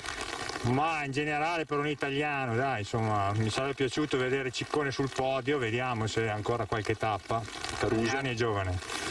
Caruso? Sì. Sì, insomma, dai, un italiano. Anche se poi noi abbiamo anche un amico nella Ineos, quindi fate un po' il tifo anche per tutti, sì, dai. Ecco, anche tu da Piacenza sempre... Sì, sono un amico di Paolo, che arriviamo da Piacenza, abbiamo sfidato questo tempo, però la passione per la bicicletta ci porta ad affrontare anche queste intemperie, insomma. Avete mai fatto proprio da corridori, da ciclisti questo percorso? Tutti e due abbiamo fatto il ciclismo giovanile, poi l'abbiamo abbandonato, comunque veniamo spesso in queste zone in estate a fare i passi, il giro del Sella e ci divertiamo, ormai l'età è quella che è, quindi va bene così, insomma. Seguiamo il ciclismo professionistico e ci divertiamo andando in bicicletta noi quello che possiamo. Comunque. Bernal resta maglia rosa? Ma penso proprio di sì, penso proprio di sì. Non vedo alternative. Fino ad ora ha dominato. E domani assisterete anche alla tappa di domani? Avevamo il punto d'appoggio a Canazzei. Avevamo pensato di fare un giro in bicicletta, ci siamo portati le biciclette nel giorno di riposo e vedere la partenza di Canazzei il giorno successivo, perché domani c'è la giornata di riposo. Sperando che il tempo sia un po' più... Esattamente, speriamo che sia molto migliore, insomma. Grazie, in bocca al lupo. Ma insomma, come vedete ci sono gli irriducibili e fortunatamente ci sono lungo il percorso anche tanti volontari alpini, ma ve lo documenteremo perché la giornata è lunga, è faticosa, però insomma ce la faremo. Lei anche qui per il Giro? Sì, vengo da Paese, provincia di Treviso, quindi... Appositamente da Paese? Sì. Essendo un panificatore ho lavorato un paio d'ore anche stamattina e poi siamo partiti a vedere il Giro. Di buona legna. Sì, bisogna, se si riesce tra lavoro e impegni, si riesce a vediamo vedere il Giro ogni anno, insomma, sulle nostre Dolomiti. Lei è un appassionato, quindi, ma che ricordi ha dei giri del passato?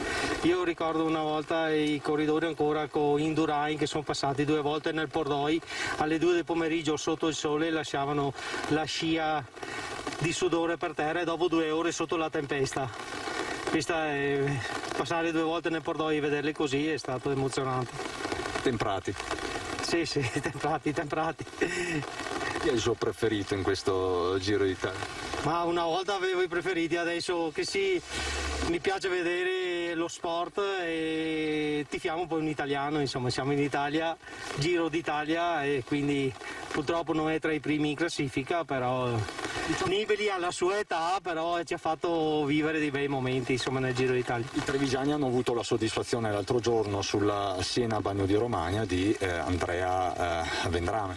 Sì, difatti ti ho detto, gli italiani, noi, specialmente poi se sono del nostro territorio, meglio ancora, insomma, ecco. Occhi puntati tra l'altro su Andrea Vendrame, che è tra le sorprese di questo Giro d'Italia, l'atleta 26enne di Conegliano, che l'altro giorno appunto ha sbalordito tutti con una prova davvero maiuscola a Bagno di Romagna. Comunque staremo a vedere, perché oggi il Giau potrebbe sparigliare le carte in tavola, del resto vedete com'è la situazione. Nulla si può dare per scontato. Bernal al momento resta comunque il favorito verso l'ultima tappa di Milano, però lo ripeto, oggi potrebbe davvero accadere di tutto. Per il momento da Colle Santa Lucia Marta ti restituisco la linea, noi ci vediamo più tardi, anche noi adesso saliamo verso il Giau, a fra poco. Grazie a Cristian Arboit e a Simone Merlo, che stanno appunto seguendo il Giro d'Italia per noi. Ovviamente avete visto, insomma, il maltempo sta segnando questa tappa dolomitica, questo tappone dolomitico del Giro d'Italia. Il percorso è stato accorciato e dei passi previsti è rimasto soltanto il Giau, dove appunto i nostri inviati stanno per recarsi per assistere al passaggio dei concorrenti. Lo ricordiamo peraltro che la partenza è slittata proprio a causa del maltempo, la partenza da Sacile. Noi ora parliamo di un altro problema, un problema che si sta verificando per parecchi cittadini stranieri, oltre 700.000 nel nostro paese, che sono attualmente, diciamo, invisibili per la vaccinazione anti-Covid. L'allarme è stato lanciato dall'Istituto Nazionale Salute, Migrazioni e Povertà. Nel frattempo la CISL stila quello che è il report dell'impatto avuto dalla pandemia sulla popolazione straniera. Sono oltre 700.000 i cittadini stranieri presenti in Italia che non hanno accesso alla vaccinazione Covid, non essendo in possesso né della tessera sanitaria né del codice fiscale. A portare alla luce il problema Gianfranco Costanzo, direttore sanitario dell'Istituto Nazionale Salute, Migrazioni e Povertà, che spiega come questi cittadini siano immigrati provenienti da paesi extra Unione Europea o stranieri irregolari, solamente in possesso del tesserino STP, che garantisce l'accesso alle prestazioni sanitarie urgenti o essenziali, tra cui proprio i vaccini. Ma le piattaforme regionali, ad esclusione dell'Emilia-Romagna, non prevedono l'accesso con questo documento. Ma l'emergenza pandemica per i cittadini stranieri regolarmente presenti nel nostro paese ha avuto ripercussioni molto pesanti, dall'impatto sul lavoro alla questione abitativa, alla situazione delle donne e dei giovani. CISL, ANOLF, Caritas, Migrantes, l'AS e Una Casa per l'Uomo hanno analizzato le conseguenze dell'emergenza Covid sulla popolazione straniera, che nella Marca rappresenta il 10% dei residenti. Sono i più piccoli ad aver pagato il prezzo più caro, trovandosi in casa con la chiusura delle scuole tra tante difficoltà. Senza la mancanza di un supporto spesso di genitori che comprendessero appieno la lingua italiana e la conoscessero, e quindi anche in difficoltà rispetto al sostegno nell'apprendimento. Ricordiamoci anche che hanno perso, oltre che l'aspetto scolastico, anche tutte quelle attività extrascolastiche che concorrevano al loro percorso di integrazione nel tessuto italiano. Sul fronte occupazionale il bilancio del 2020 è comunque positivo per i cittadini stranieri, con 1.380 posizioni di lavoro in più, ma in contrazione rispetto alle quasi 3.000 dell'anno precedente.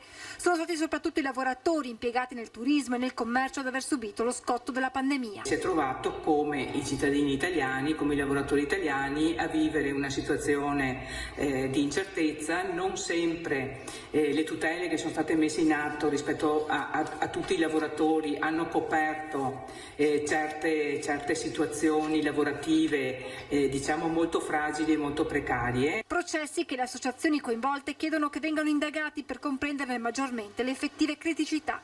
è un appello che vogliamo fare a un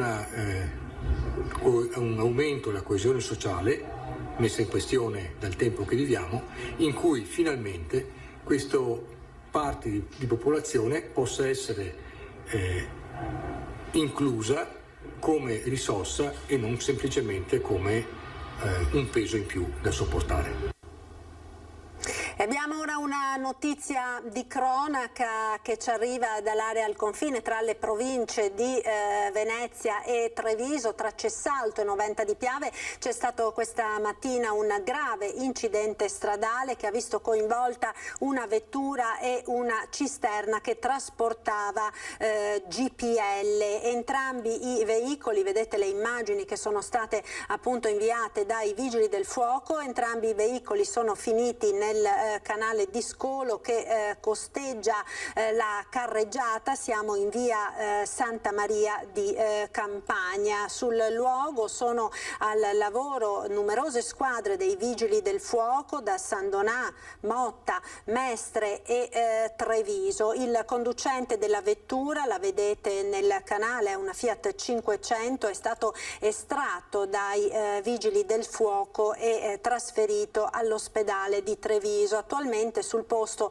sono in azione i vigili del fuoco del nucleo NBCR per il travaso del gas, per il travaso appunto del GPL che viene appunto travasato dalla cisterna finita nel fossato ad un altro mezzo. Noi ora ci fermiamo per qualche istante, linea alla regia, abbiamo il nostro meteo con le previsioni del tempo per le prossime ore e la pubblicità. A tra poco, restate con noi.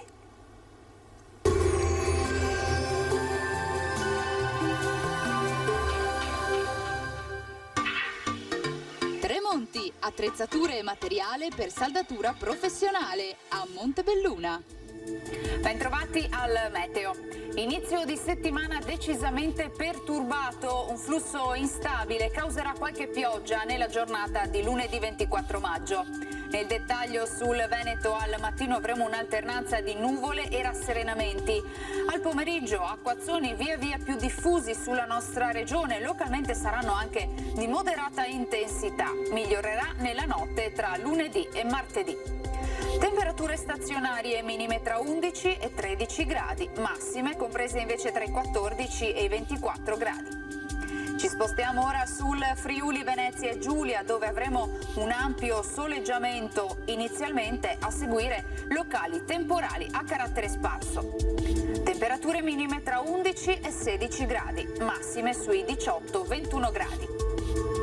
Infine poche novità sul Trentino Alto Adige, anche qui sarà soleggiato ovunque, solo con qualche occasionale pioggia.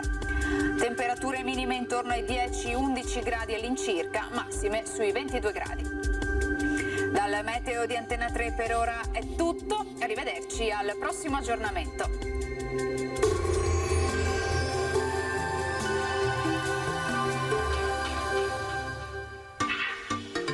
Tremonti, attrezzature e materiale per saldatura professionale a Montebelluna.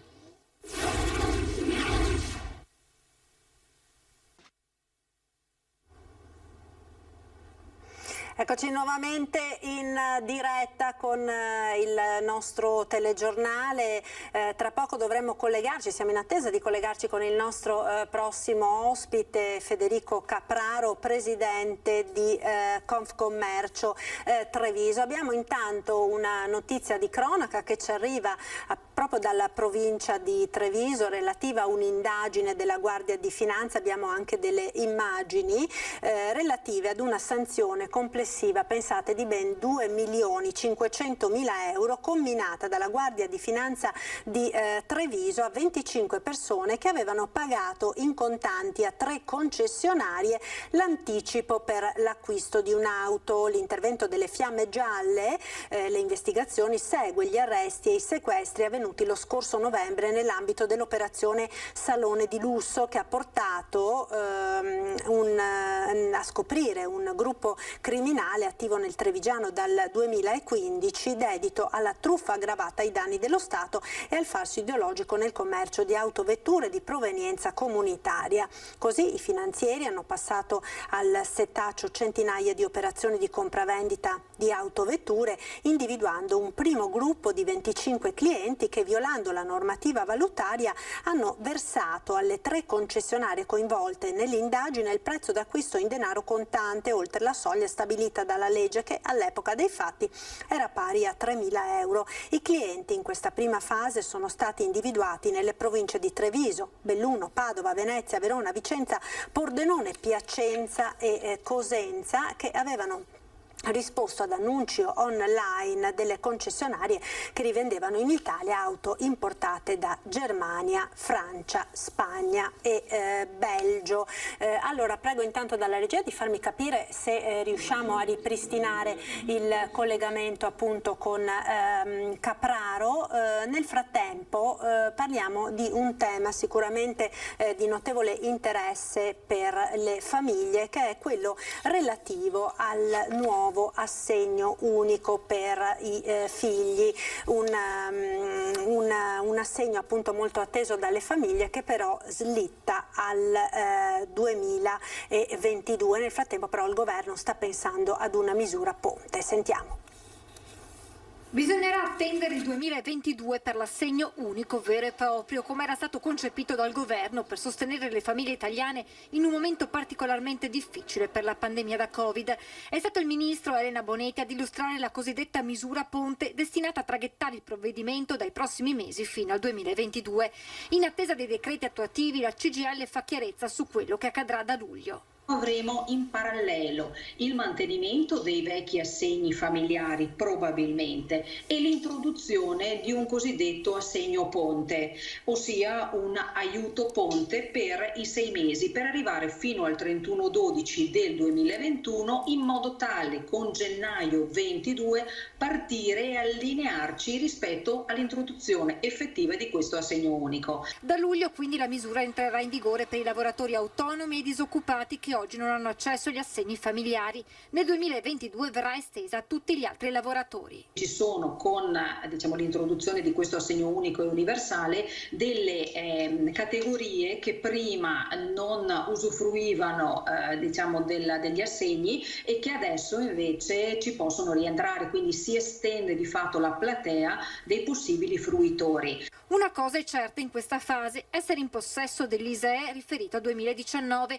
documento necessario per inoltrare la domanda per questi provvedimenti. Per chi ancora da gennaio ad adesso non ha predisposto l'ISEE, comunque di passare presso le nostre sedi. Nel momento in cui, speriamo ai primi di giugno, verranno pubblicati, o comunque entro giugno saranno pubblicati i decreti che ci danno chiarezza su come dobbiamo comportarci, su cosa possiamo fare, un piccolo adempimento è già stato prodotto. Eccoci, allora abbiamo in collegamento telefonico per il momento Federico Capraro, presidente di Confcommercio Treviso. Buongiorno Presidente, grazie per essere con noi anche quest'oggi. Allora, mi sente? Sì, la sento, devo salutarvi, ma devo soprattutto scusarmi perché per un problema di collegamento non riesco a scambiare il video, ma ci sentiamo solo via telefono. Chiedo scusa. Nessun problema, insomma sono cose che succedono, che possono succedere. Allora Presidente, dicevamo del decreto sostegni bis, se ne sta molto parlando in queste ore, mancano ancora i decreti attuativi, ma c'è già insomma una grandissima discussione, un grandissimo dibattito sia tra le categorie economiche che quelle sindacali. La vostra posizione in questo senso per le varie misure che sono state previste dal governo? Ma il dibattito è abbastanza normale in ragione del fatto che comunque la coperta è una coperta corta. È una coperta corta perché comunque il problema che si è creato a seguito di questa pandemia dal punto di vista economico, quello che stiamo affrontando, è un problema grande e complesso. c'è grande diversità anche tra i diversi settori più o meno colpiti, all'interno degli stessi settori situazioni completamente diverse da territorio a territorio e da ambito merceologico ad ambito merceologico. Quindi in una situazione così variegata non è facile intervenire con le misure più efficaci dato il momento. Mi riferisco in particolare ai settori del turismo, ai settori della ristorazione. Questi tra l'altro, apro parentesi, non fortunatissimi in questo periodo anche in ragione di una stagione che si fa attendere e sta condizionando anche la ripartenza, e poi i settori del commercio al dettaglio, in particolare del settore abbigliamento. Per cui ciò che noi chiediamo è a questo intervento che di fatto è il primo intervento del governo Draghi, perché ricordo che l'ultimo intervento aveva origini dal governo precedente, a questo intervento chiediamo una maggior precisione di intervento, cioè di andare ad intervenire lì nello specifico proprio in quelle situazioni realmente in difficoltà, realmente da far ripartire sotto il doppio punto di vista, cioè l'impresa in primis e tutta il mondo del lavoro che questa impresa si porta dentro. Lo dico perché è da lì che nasce l'indotto che poi si riversa anche sugli altri ambiti. Peraltro sappiamo, no, che ci sono dei grossi problemi anche per quanto riguarda la questione del blocco dei licenziamenti, sappiamo che ci sono dei problemi per quanto riguarda la cassa integrazione Covid. In questo senso, diciamo, voi come Confcommercio che cosa chiedete? I problemi che ci sono dettati dai grandi numeri, dai tempi che sono un po' rallentati, sebbene nell'ultimo periodo ci sia stato un recupero in questo senso. In realtà c'è un bisogno oggettivo di riorganizzarsi per far fronte alla nuova realtà. Questa riorganizzazione è condizionata dal blocco dei licenziamenti, che se da un lato è corretto perché tutela la posizione dei lavoratori, e ripeto è corretto, dall'altro è evidente che impedisca in questi frangenti e già in questi tempi l'avvio della riorganizzazione. Si tratta necessariamente di trovare un punto di equilibrio, perché socialmente non ci possiamo permettere che vengano posti sul mercato un numero così alto di risorse, tra l'altro che provengono in particolare dal commercio e dai servizi, oltre che dal turismo, e dall'altro non possiamo rallentare questa corsa alla riorganizzazione, perché altrimenti queste imprese si troveranno ancor più in difficoltà quando sarà il momento di ripartire.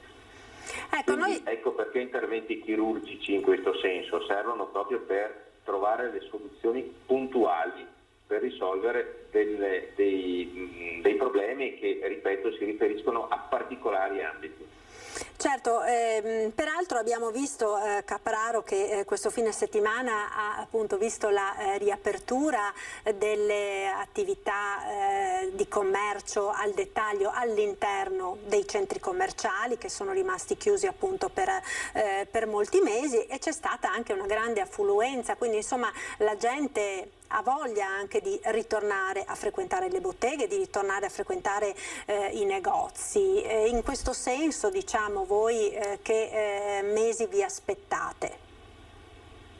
Allora, la gente ha sicuramente grande voglia e anche grande bisogno di ritornare alla normalità, alla nuova quotidianità.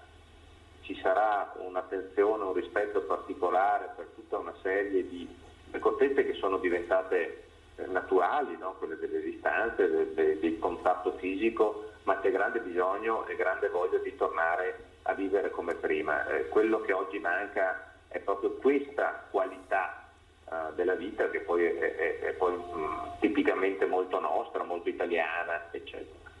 Questo ovviamente cosa porta? Porta ad e qui rientro nella parentesi di prima, non appena anche le condizioni meteorologiche ci porteranno ad un'estate, visto che la primavera è stata più invernale che altro, ci porterà a rivivere gli spazi e i tempi che prima venivano vissuti dai nostri cittadini, con un ritorno alle piazze, alle strade, ai bar, ai locali.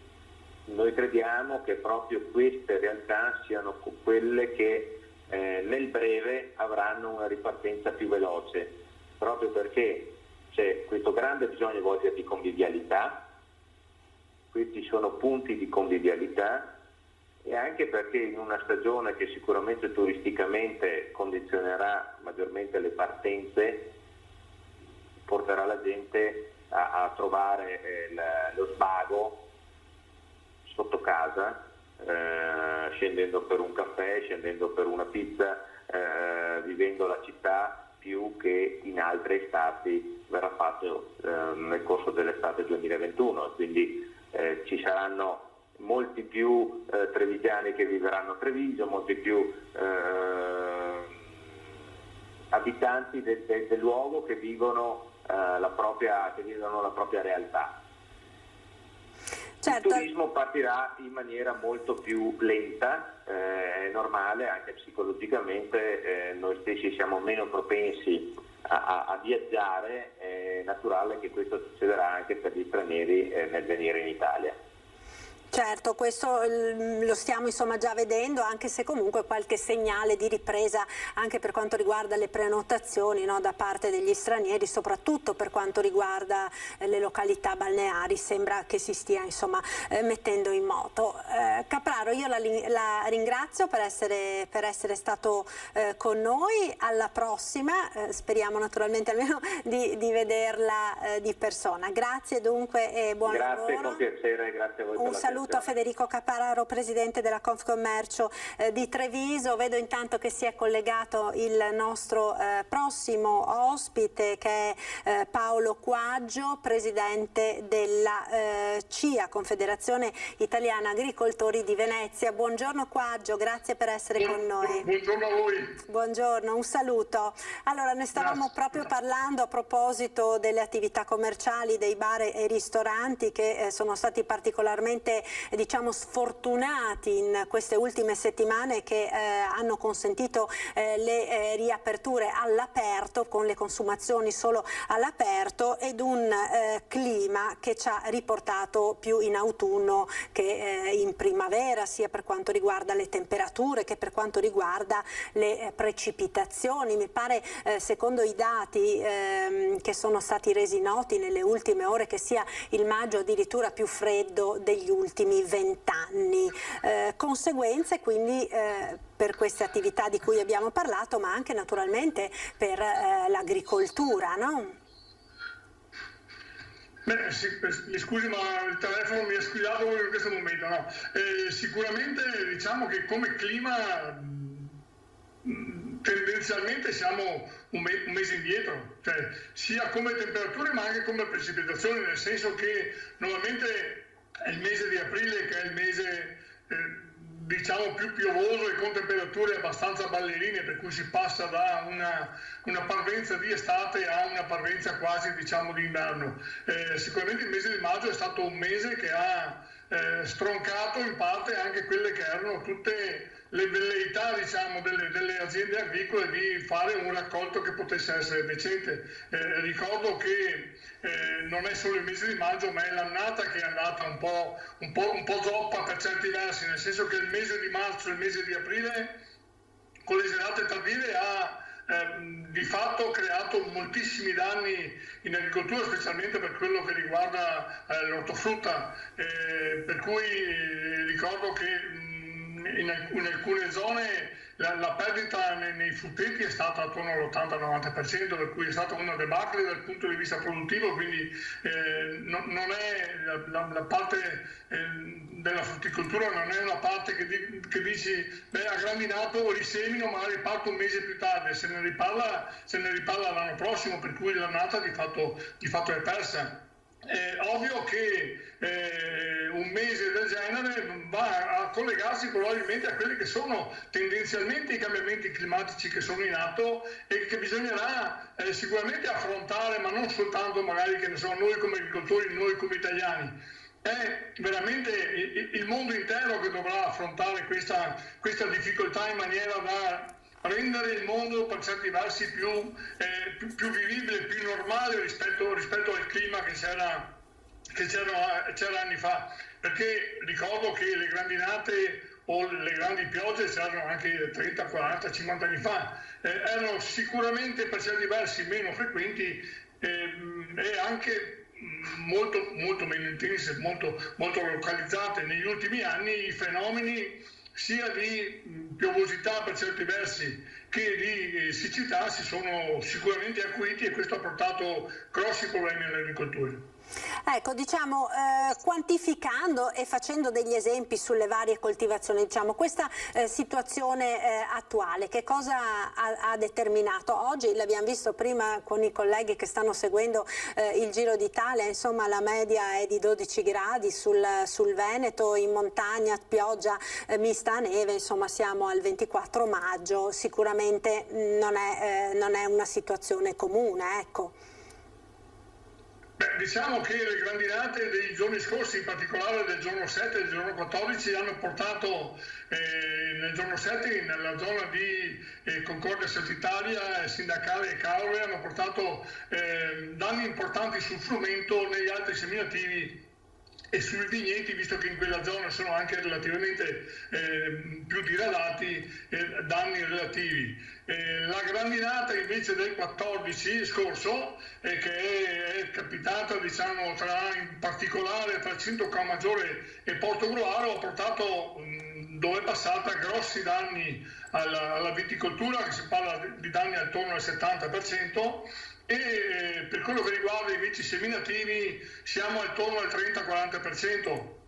La stessa cosa per quello che riguarda una zona un po' più limitata a livello di grandinata, che è successa nella zona di Sestino di Livenza e Ottava Presa, dove appunto anche qui i danni sono abbastanza simili a quelli di Portogruaro. Una cosa però è da dire, le percentuali che io sto dando adesso sono percentuali molto approssimative, nel senso che da un lato il consorzio con difesa, diciamo, quindi l'assicurazione in agricoltura, i nostri tecnici, ma anche i tecnici di altre associazioni di categoria stanno appunto valutando appieno adesso qual è l'entità vera del danno.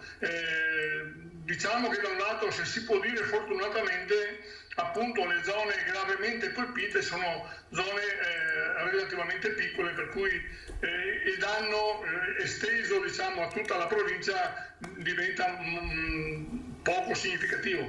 Dove è colpito però ha fatto veramente un disastro. Ecco, per quanto riguarda invece le altre coltivazioni, pensiamo alle orticole, diciamo questo freddo così persistente, così in avanti insomma nella stagione, che cosa sta comportando? Perché magari c'è anche la preoccupazione dei consumatori di un rincaro dei prezzi. Lei prima accennava alle gelate tardive che hanno compromesso molte produzioni di frutta, no? Quindi ora con questo freddo si teme anche per la verdura? Beh, sicuramente alcune verdure, al di là che è molto in uso ormai in agricoltura per quello che riguarda le colture tendenzialmente estive, quindi parliamo di melanzane, peperoni, pomodoro, zucchine e quant'altro, sono quasi tutte sotto serra, per cui sono tutte colture protette o semiprotette, per cui sicuramente l'influenza del tempo o del clima e in particolare della temperatura c'è, ma diventa molto limitato. Per le colture invece in pieno campo sicuramente c'è una grossa difficoltà.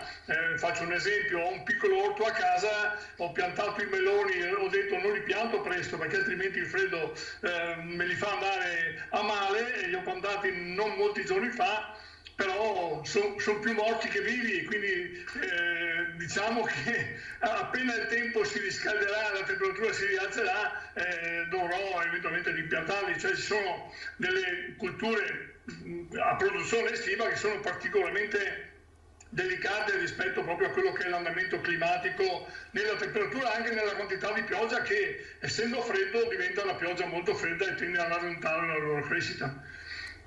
Ecco, quindi diciamo in questo senso che stagione vi aspettate?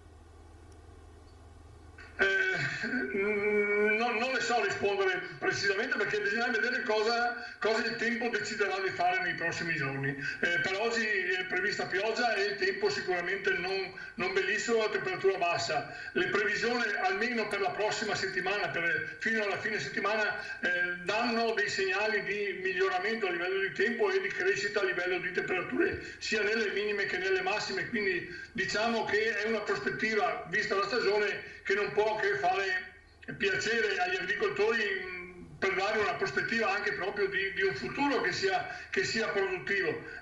Ricordo che il mais è stato seminato ormai un mese e mezzo fa e ci ha messo 10 giorni, 7 giorni, 8 giorni per nascere, ha messo quasi un mese e ancora adesso fatica a crescere, per cui nonostante tutto, anche se la pianta magari è nata e cresce, il fatto che perda giorni nella crescita poi li va a pagare in quella che è la capacità produttiva futura. La speranza è appunto che il tempo si sistemi e che quindi si ritorni a un andamento climatico diciamo normale per quello che riguarda almeno il mese di giugno in poi, e che si possa veramente dare impulso alla nostra produzione. Visto che adesso appunto sentivo prima parlare appunto di turismo, si sta aprendo un po' tutto, si apriranno gli agriturismi, si aprirà un po' tutta l'agricoltura verso quella che sarà una stagione estiva e turistica, spero promettente per tutti.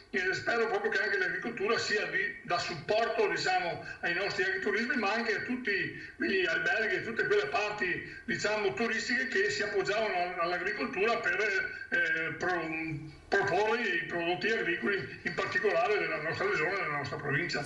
Ecco, perché tra l'altro questo forse è uno degli aspetti ai quali diciamo noi che non siamo addetti ai lavori magari non pensiamo, però effettivamente la chiusura del turismo, la chiusura prolungata dei ristoranti eccetera ha avuto delle ripercussioni consistenti anche nel settore dell'agricoltura, no? Con perdite non da poco nei fatturati, oltre ovviamente all'attività degli agriturismi che hanno chiaramente risentito di tutto ciò. Avete in qualche modo quantificato le perdite che ci sono state? Allora, per gli agriturismo di fatto la perdita è stata diciamo del 100%.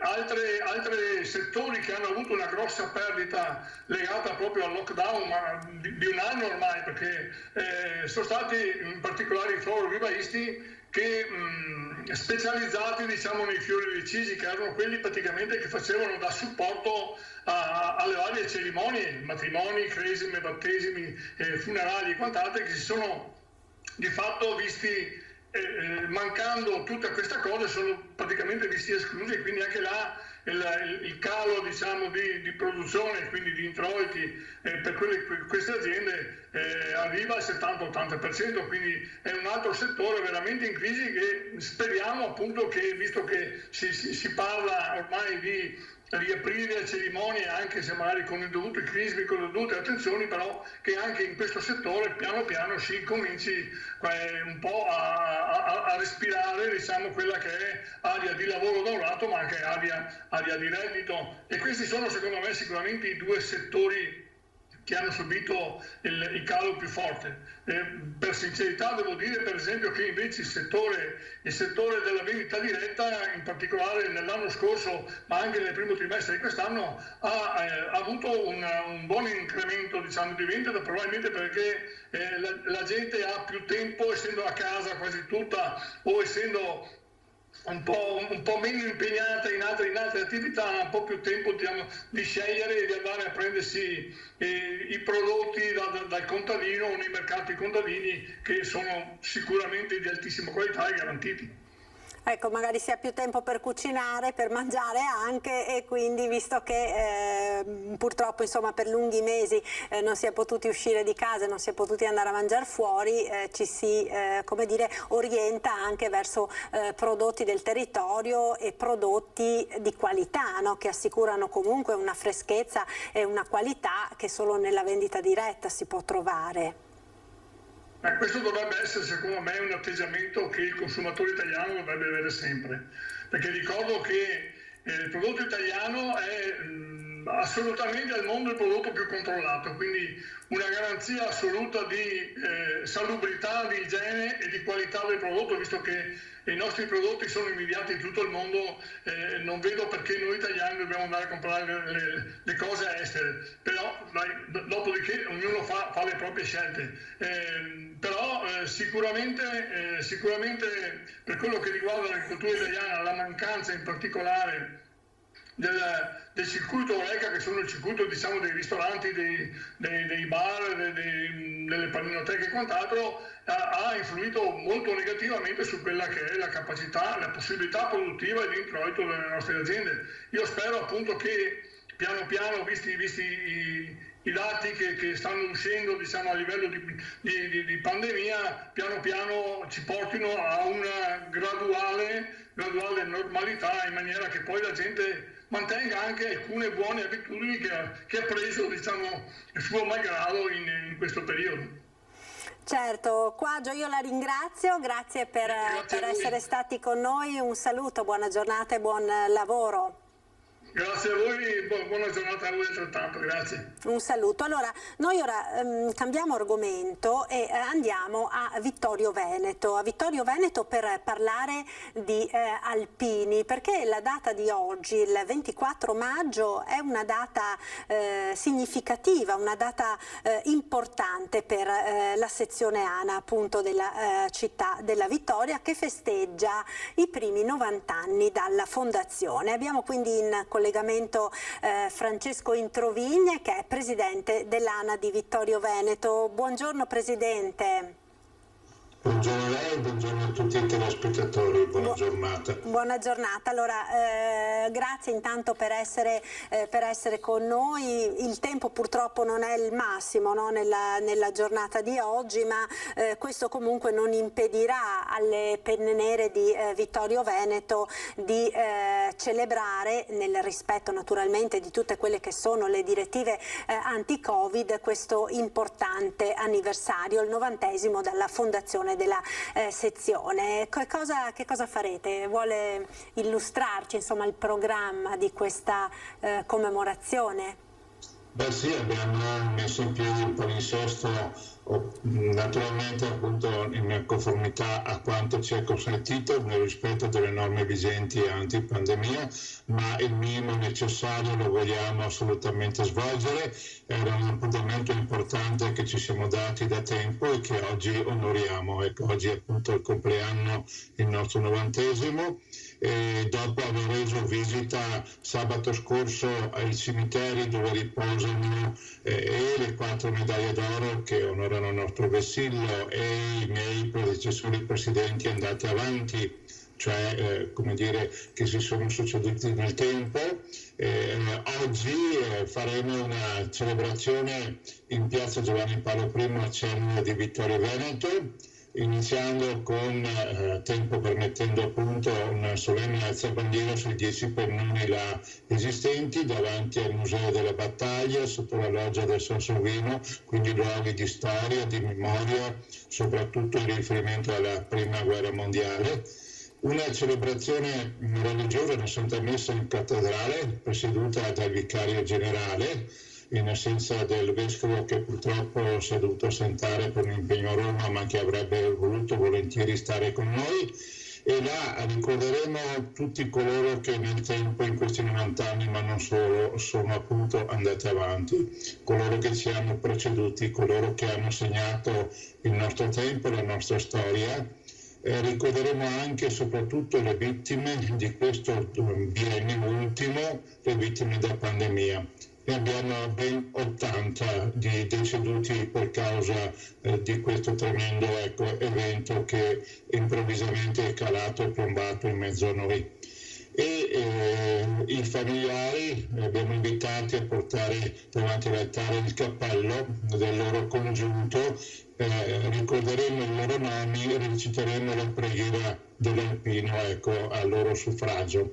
Questo è quanto abbiamo programmato, poi uscendo dalla cattedrale ci porteremo appunto sotto la loggia del San Giovino in forma così distanziata ma comunque partecipata e sentita, ci scambieremo gli auguri e ci daremo un appuntamento alle prossime manifestazioni che cominciano adesso, come dire, a rifiorire.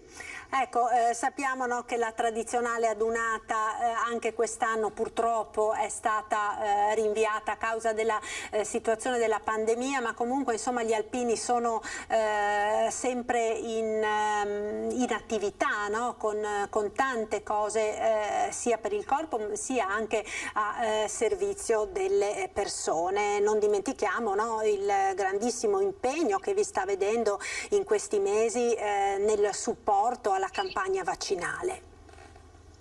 Sì, la nostra attività non si è mai fermata. Abbiamo evidentemente e necessariamente sospeso o rinviato tutte le cerimonie ufficiali solenni, a cominciare dalla Giornata Nazionale di Rimini e San Marino, che è procrastinata al prossimo anno, comunque sempre a maggio, e poi il Triveneto che dovevamo svolgere ad Asiago, sull'Ortigara, alla colonna Mezza, dove si è svolta appunto la prima adunata nazionale 100 anni fa, ma poi l'adunata sezionale che avevamo messo in calendario per il 20 giugno nel Passo San Boldo lungo la strada dei 100 giorni. Faremo quello che ci sarà possibile limitatamente appunto alla presenza che ci sarà consentita.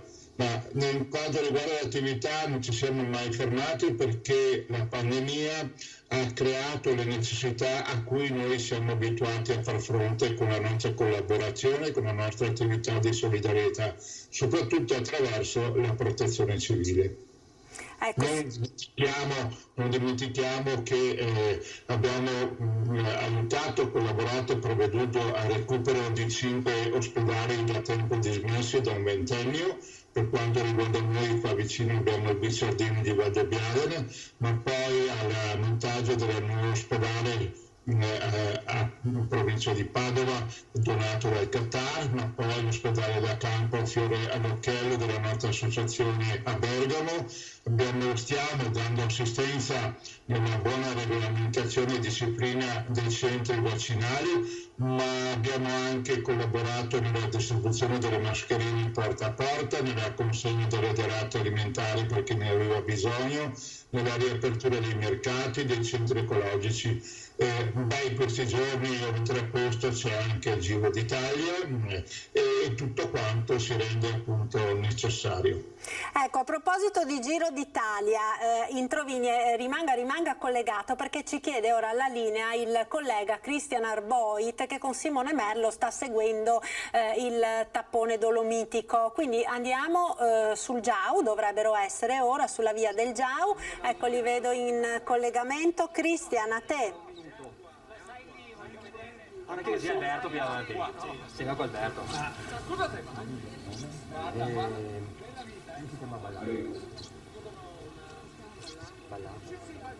Vai. Ce l'abbiamo. Sì? Sì. Da noi Cristian. Vai. Anche lui, va. Aspetta che arrivo. Aspetta che mi è caduta la linea.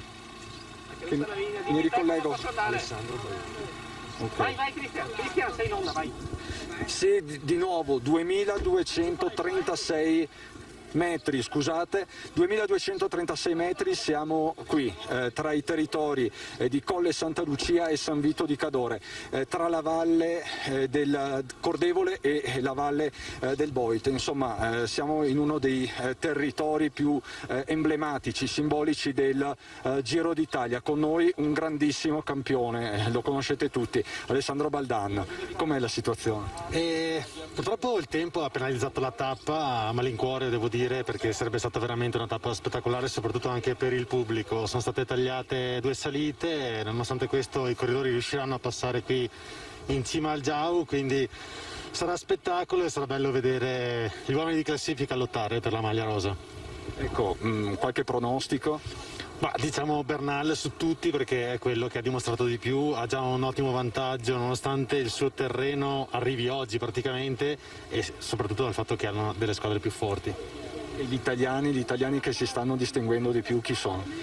Diciamo che come Italia ci siamo comportati molto bene, con 3 vittorie di tappa, Nizzolo, Vendrame, quindi diciamo che gli italiani si stanno comportando veramente bene, tanti secondi posti e speriamo che continuino su questa strada. Adesso in teoria l'ultima settimana è adatta alle fughe, l'abbiamo visto che è un Giro d'Italia molto anomalo, molte fughe sono arrivate, quindi speriamo che gli italiani siano sempre protagonisti. Poi abbiamo anche Caruso, terzo in classifica, e speriamo che riesca ad arrivare alla fine del Giro d'Italia a podio. Che mantenga la posizione.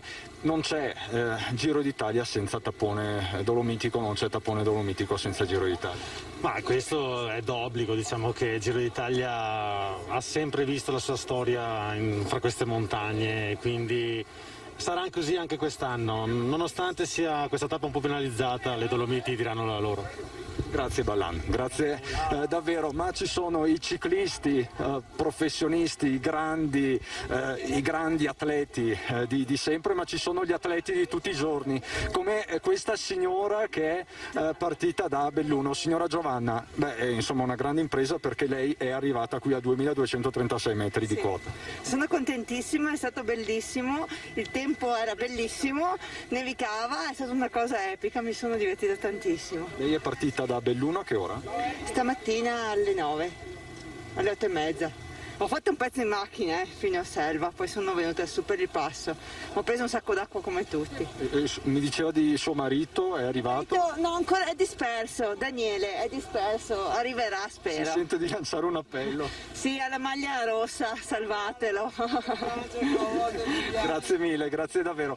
E dovrebbe esserci anche un amico di Vicenza, non so se lo trovo più, un attimo solo, l'abbiamo perso, ma come vedete la situazione si sta un po' popolando, stanno arrivando le varie ammiraglie, le auto della carovana rosa. Ovviamente qui sul Giau non si gioca soltanto la tappa di oggi, ma forse anche il Giro d'Italia. Eccoci, Presidente Padrin. Ecco, è arrivato anche il Presidente della provincia di Belluno. Padrina, com'è la situazione? È freddo, umido, e penso che non potevamo trovare giornata peggiore di questa per i ciclisti, però ovviamente al tempo non si comanda. Comunque per noi è comunque un momento importante, perché anche se c'è pioggia è una delle tappe più sentite del Giro d'Italia. Mi auguro che possa finire bene soprattutto per gli atleti. Peccato, perché doveva essere una grande festa di sport, ma quest'anno Cortina è un po' sfortunata e quindi dobbiamo accettare quello che è arrivato. Diciamo che anche i mondiali non erano partiti benissimo con il tempo. Oggi purtroppo no, il tempo come ho detto prima non si comanda, però l'importante è che non succeda niente, che va tutto bene e che possano arrivare a Cortina senza problemi. L'obiettivo restano comunque le Olimpiadi 2026. L'obiettivo è cercare di organizzare almeno ogni anno, per arrivare alle Olimpiadi, qualcosa proprio sul territorio della provincia di Belluno. Questo è il mio grande obiettivo e sogno. Con la Regione Veneto speriamo di condividere insieme a RCS un percorso e delle tappe, arrivi e partenze sul nostro territorio. Grazie Presidente, grazie mille. Vedo anche Roger Demenec, siamo in diretta su Antenna 3. Insomma, il tempo non sta aiutando, su questo siamo tutti d'accordo. Lei è presidente del fondo dei comuni di di confine, avete un ruolo anche nella programmazione delle Olimpiadi Cortina 2026, cosa ci può dire? Sì, abbiamo anche dato una mano per l'organizzazione di queste tappe, giustamente, e purtroppo il tempo non si comanda, ma questo lo spiegheremo molto bene ai colleghi romani. Questa è la montagna è bella anche per questo, non si può programmare il tempo, e dentro il concetto di montanità ci sta anche giornate come queste, che sono tipiche ma che sono soprattutto il sintomo di come si vive in questi luoghi. Comunque verrà fuori una tappa straordinaria, perché anche queste condizioni meteorologiche sono il sale, diciamo così, del ciclismo quello quasi eroico, e quindi credo che insomma queste occasioni di promozione facciano un gran bene al nostro territorio. Va bene a sottolineare che chi vive in montagna vive tutti i giorni queste situazioni spesso estreme. Esatto, dobbiamo spiegarlo soprattutto a chi vive in pianura, insomma, che vivere in montagna vuol dire essere eroici tutti i giorni, come lo saranno oggi i nostri ciclisti che arriveranno fino in cima al Giau. Grazie a Roger Demenec. Marta, ti restituisco la linea con Simone Merlo e Daniele Colatuzzo. Ovviamente ci aggiorniamo nel corso della giornata. A te la linea. Grazie allora a Christian Arboit e Simone Merlo per questi collegamenti. Allora abbiamo visto, fa freddo in montagna, in Trovigna le basse temperature e la neve non spaventano certo gli alpini, che appunto, come lei accennava prima, sono impegnati sul campo, sul territorio, in tantissime cose, appunto dicevamo prima delle vaccinazioni, ma anche proprio nell'accompagnare queste tappe del Giro d'Italia.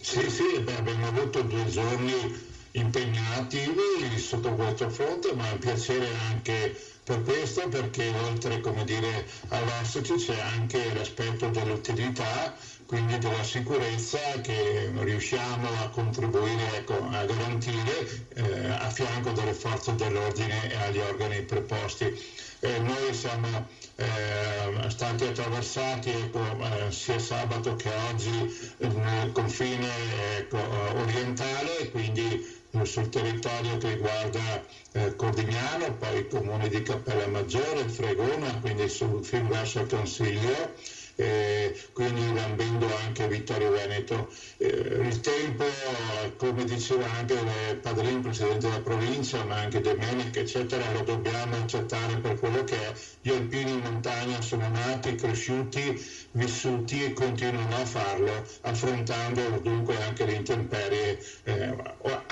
adeguatamente addobbati, ma questa è la vita reale di tutti i giorni. E poi non dimentichiamo che quando interveniamo per le sciagure, quelle naturali, eccetera, i disastri, tanto quanto è stato Vaia, per parlare di terremoti, allora siamo in estrema emergenza e là non si guarda certo al sole, alla pioggia, al vento, al gelo. Ecco, un'ultima domanda in Trovigna, è una risposta flash. Il 24 maggio è una data molto importante per voi della sezione ANA di Vittorio Veneto, e non solo, ma c'è un motivo per cui è stato scelto proprio il 24 maggio? Il motivo è perché è proprio il giorno preciso la ricorrenza della fondazione della nostra sezione, 24 maggio 1931, e credo che anche all'epoca chi ci ha preceduto, quei soci fondatori della nostra sezione, abbiano proprio pensato a quel 24 maggio, data storica significativa per la nostra storia patria, certo, per quella leggenda, perché è il giorno di entrata in guerra della nostra patria, non tanto per conquistare ma per creare l'unità d'Italia, ovviamente mirando a Trento e Trieste come punti di riferimento per creare l'insieme del nostro popolo e della nostra nazione. Ecco, ci saranno anche ulteriori avvenimenti previsti proprio per questo anniversario, sempre naturalmente pandemia permettendo. 2 appuntamenti molto significativi. Uno è già domani mattina, perché con una piccola cerimonia ma dai valori assolutamente straordinari, abbiamo in visita a Montaner di Sarmede, sul nostro territorio, il generale comandante della brigata Alpina Giulia, da poco rientrati dalla missione in Afghanistan, verrà a portarci una targa ricordo che è frutto di uno scambio tra i bambini e gli alunni della scuola elementare di Montaner con la scuola orfanotrofio di Herat. Attraverso appunto le truppe alpine in servizio e là in missione, i ragazzi del nostro territorio di quella scuola che ormai è chiusa come attività didattica hanno raccolto tutto il possibile di materiale didattico che era presente e che veniva appunto non si sarebbe reso inutilizzato e l'hanno spedito tramite appunto il comando della Giulia ad Herat, facendo un regalo molto molto apprezzato a quei colleghi loro che si sono pure commossi e che hanno pensato di ricambiarci attraverso questo scambio di una targa che verrà collocata sulle mura di questa scuola nostra qua. Ed è quindi un bel momento che attraverso appunto i bambini si è smosso il cuore di tutti, anche degli adulti e dei grandi, fa riflettere, è un modo per unire i popoli anche a distanza, per creare anche, come dire, quell'amicizia vera e sincera che è il frutto, che crea buone premesse e frutto per la pace. Questo già domani. E poi un altro appuntamento importante e fondamentale nel calendario di questo anno è il prossimo 29 agosto al Bosco delle Penomozze a Cisone di Valmarino, dove celebreremo il 50° anniversario dalla inaugurazione di quel luogo che per noi è un luogo sacro, memoriale, dove ci sono 2405 stele a ricordare tutti i caduti alpini in guerra e in pace della provincia di Treviso, quindi delle 4 sezioni di Conegliano, Treviso, Valdobbiadene e Vittorio Veneto, e sarà solenne perché è prevista la presenza del Presidente nazionale, del Consiglio direttivo nazionale, dell'Abaro nazionale dell'ANA decorato di 216 medaglie d'oro e poi in funzione delle possibilità delle norme vigenti all'epoca apriremo anche alle migliaia e migliaia di alpini e non solo di cittadini che là si recano ogni anno come una sorta di pellegrinaggio. Grazie Presidente, io la ringrazio per questo contributo, naturalmente gli auguri vanno a tutti gli alpini della sezione di Vittorio Veneto per questo 90° compleanno. Un saluto a Introvigni, appunto Presidente della sezione ANA di Vittorio Veneto, grazie ancora. Noi ora, grazie a lei, allora noi ora diamo la linea alla regia per la pubblicità, restate con noi, ci rivediamo tra poco.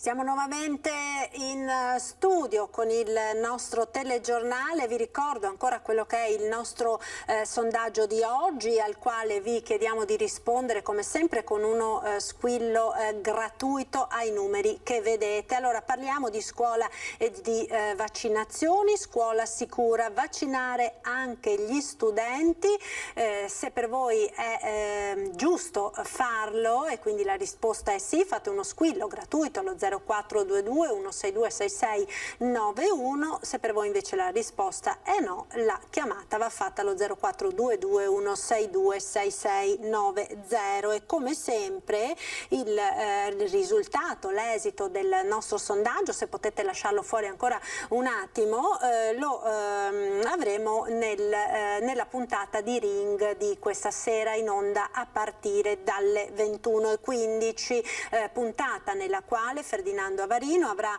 come ospiti Marco Schiesaro, sindaco di Cadoneghe, Alessandro Luigi Bisato, segretario del Partito Democratico del Veneto, Raffaele Speranzon di Fratelli d'Italia, Erika Baldin del Movimento 5 Stelle, poi alle 22:30 Francesco Zambon, l'ex funzionario dell'OMS, protagonista appunto del famoso caso sul rapporto insabbiato.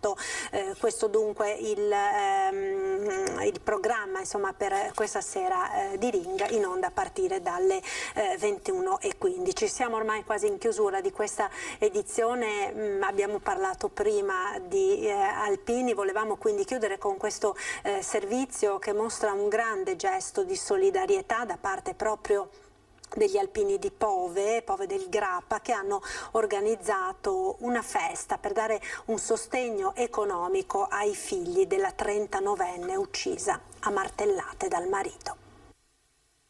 Un nuovo gesto di solidarietà arriva dalla comunità di Pove per sostenere i figli di Dorina, la donna massacrata a martellate dal marito nella loro abitazione lo scorso 18 aprile.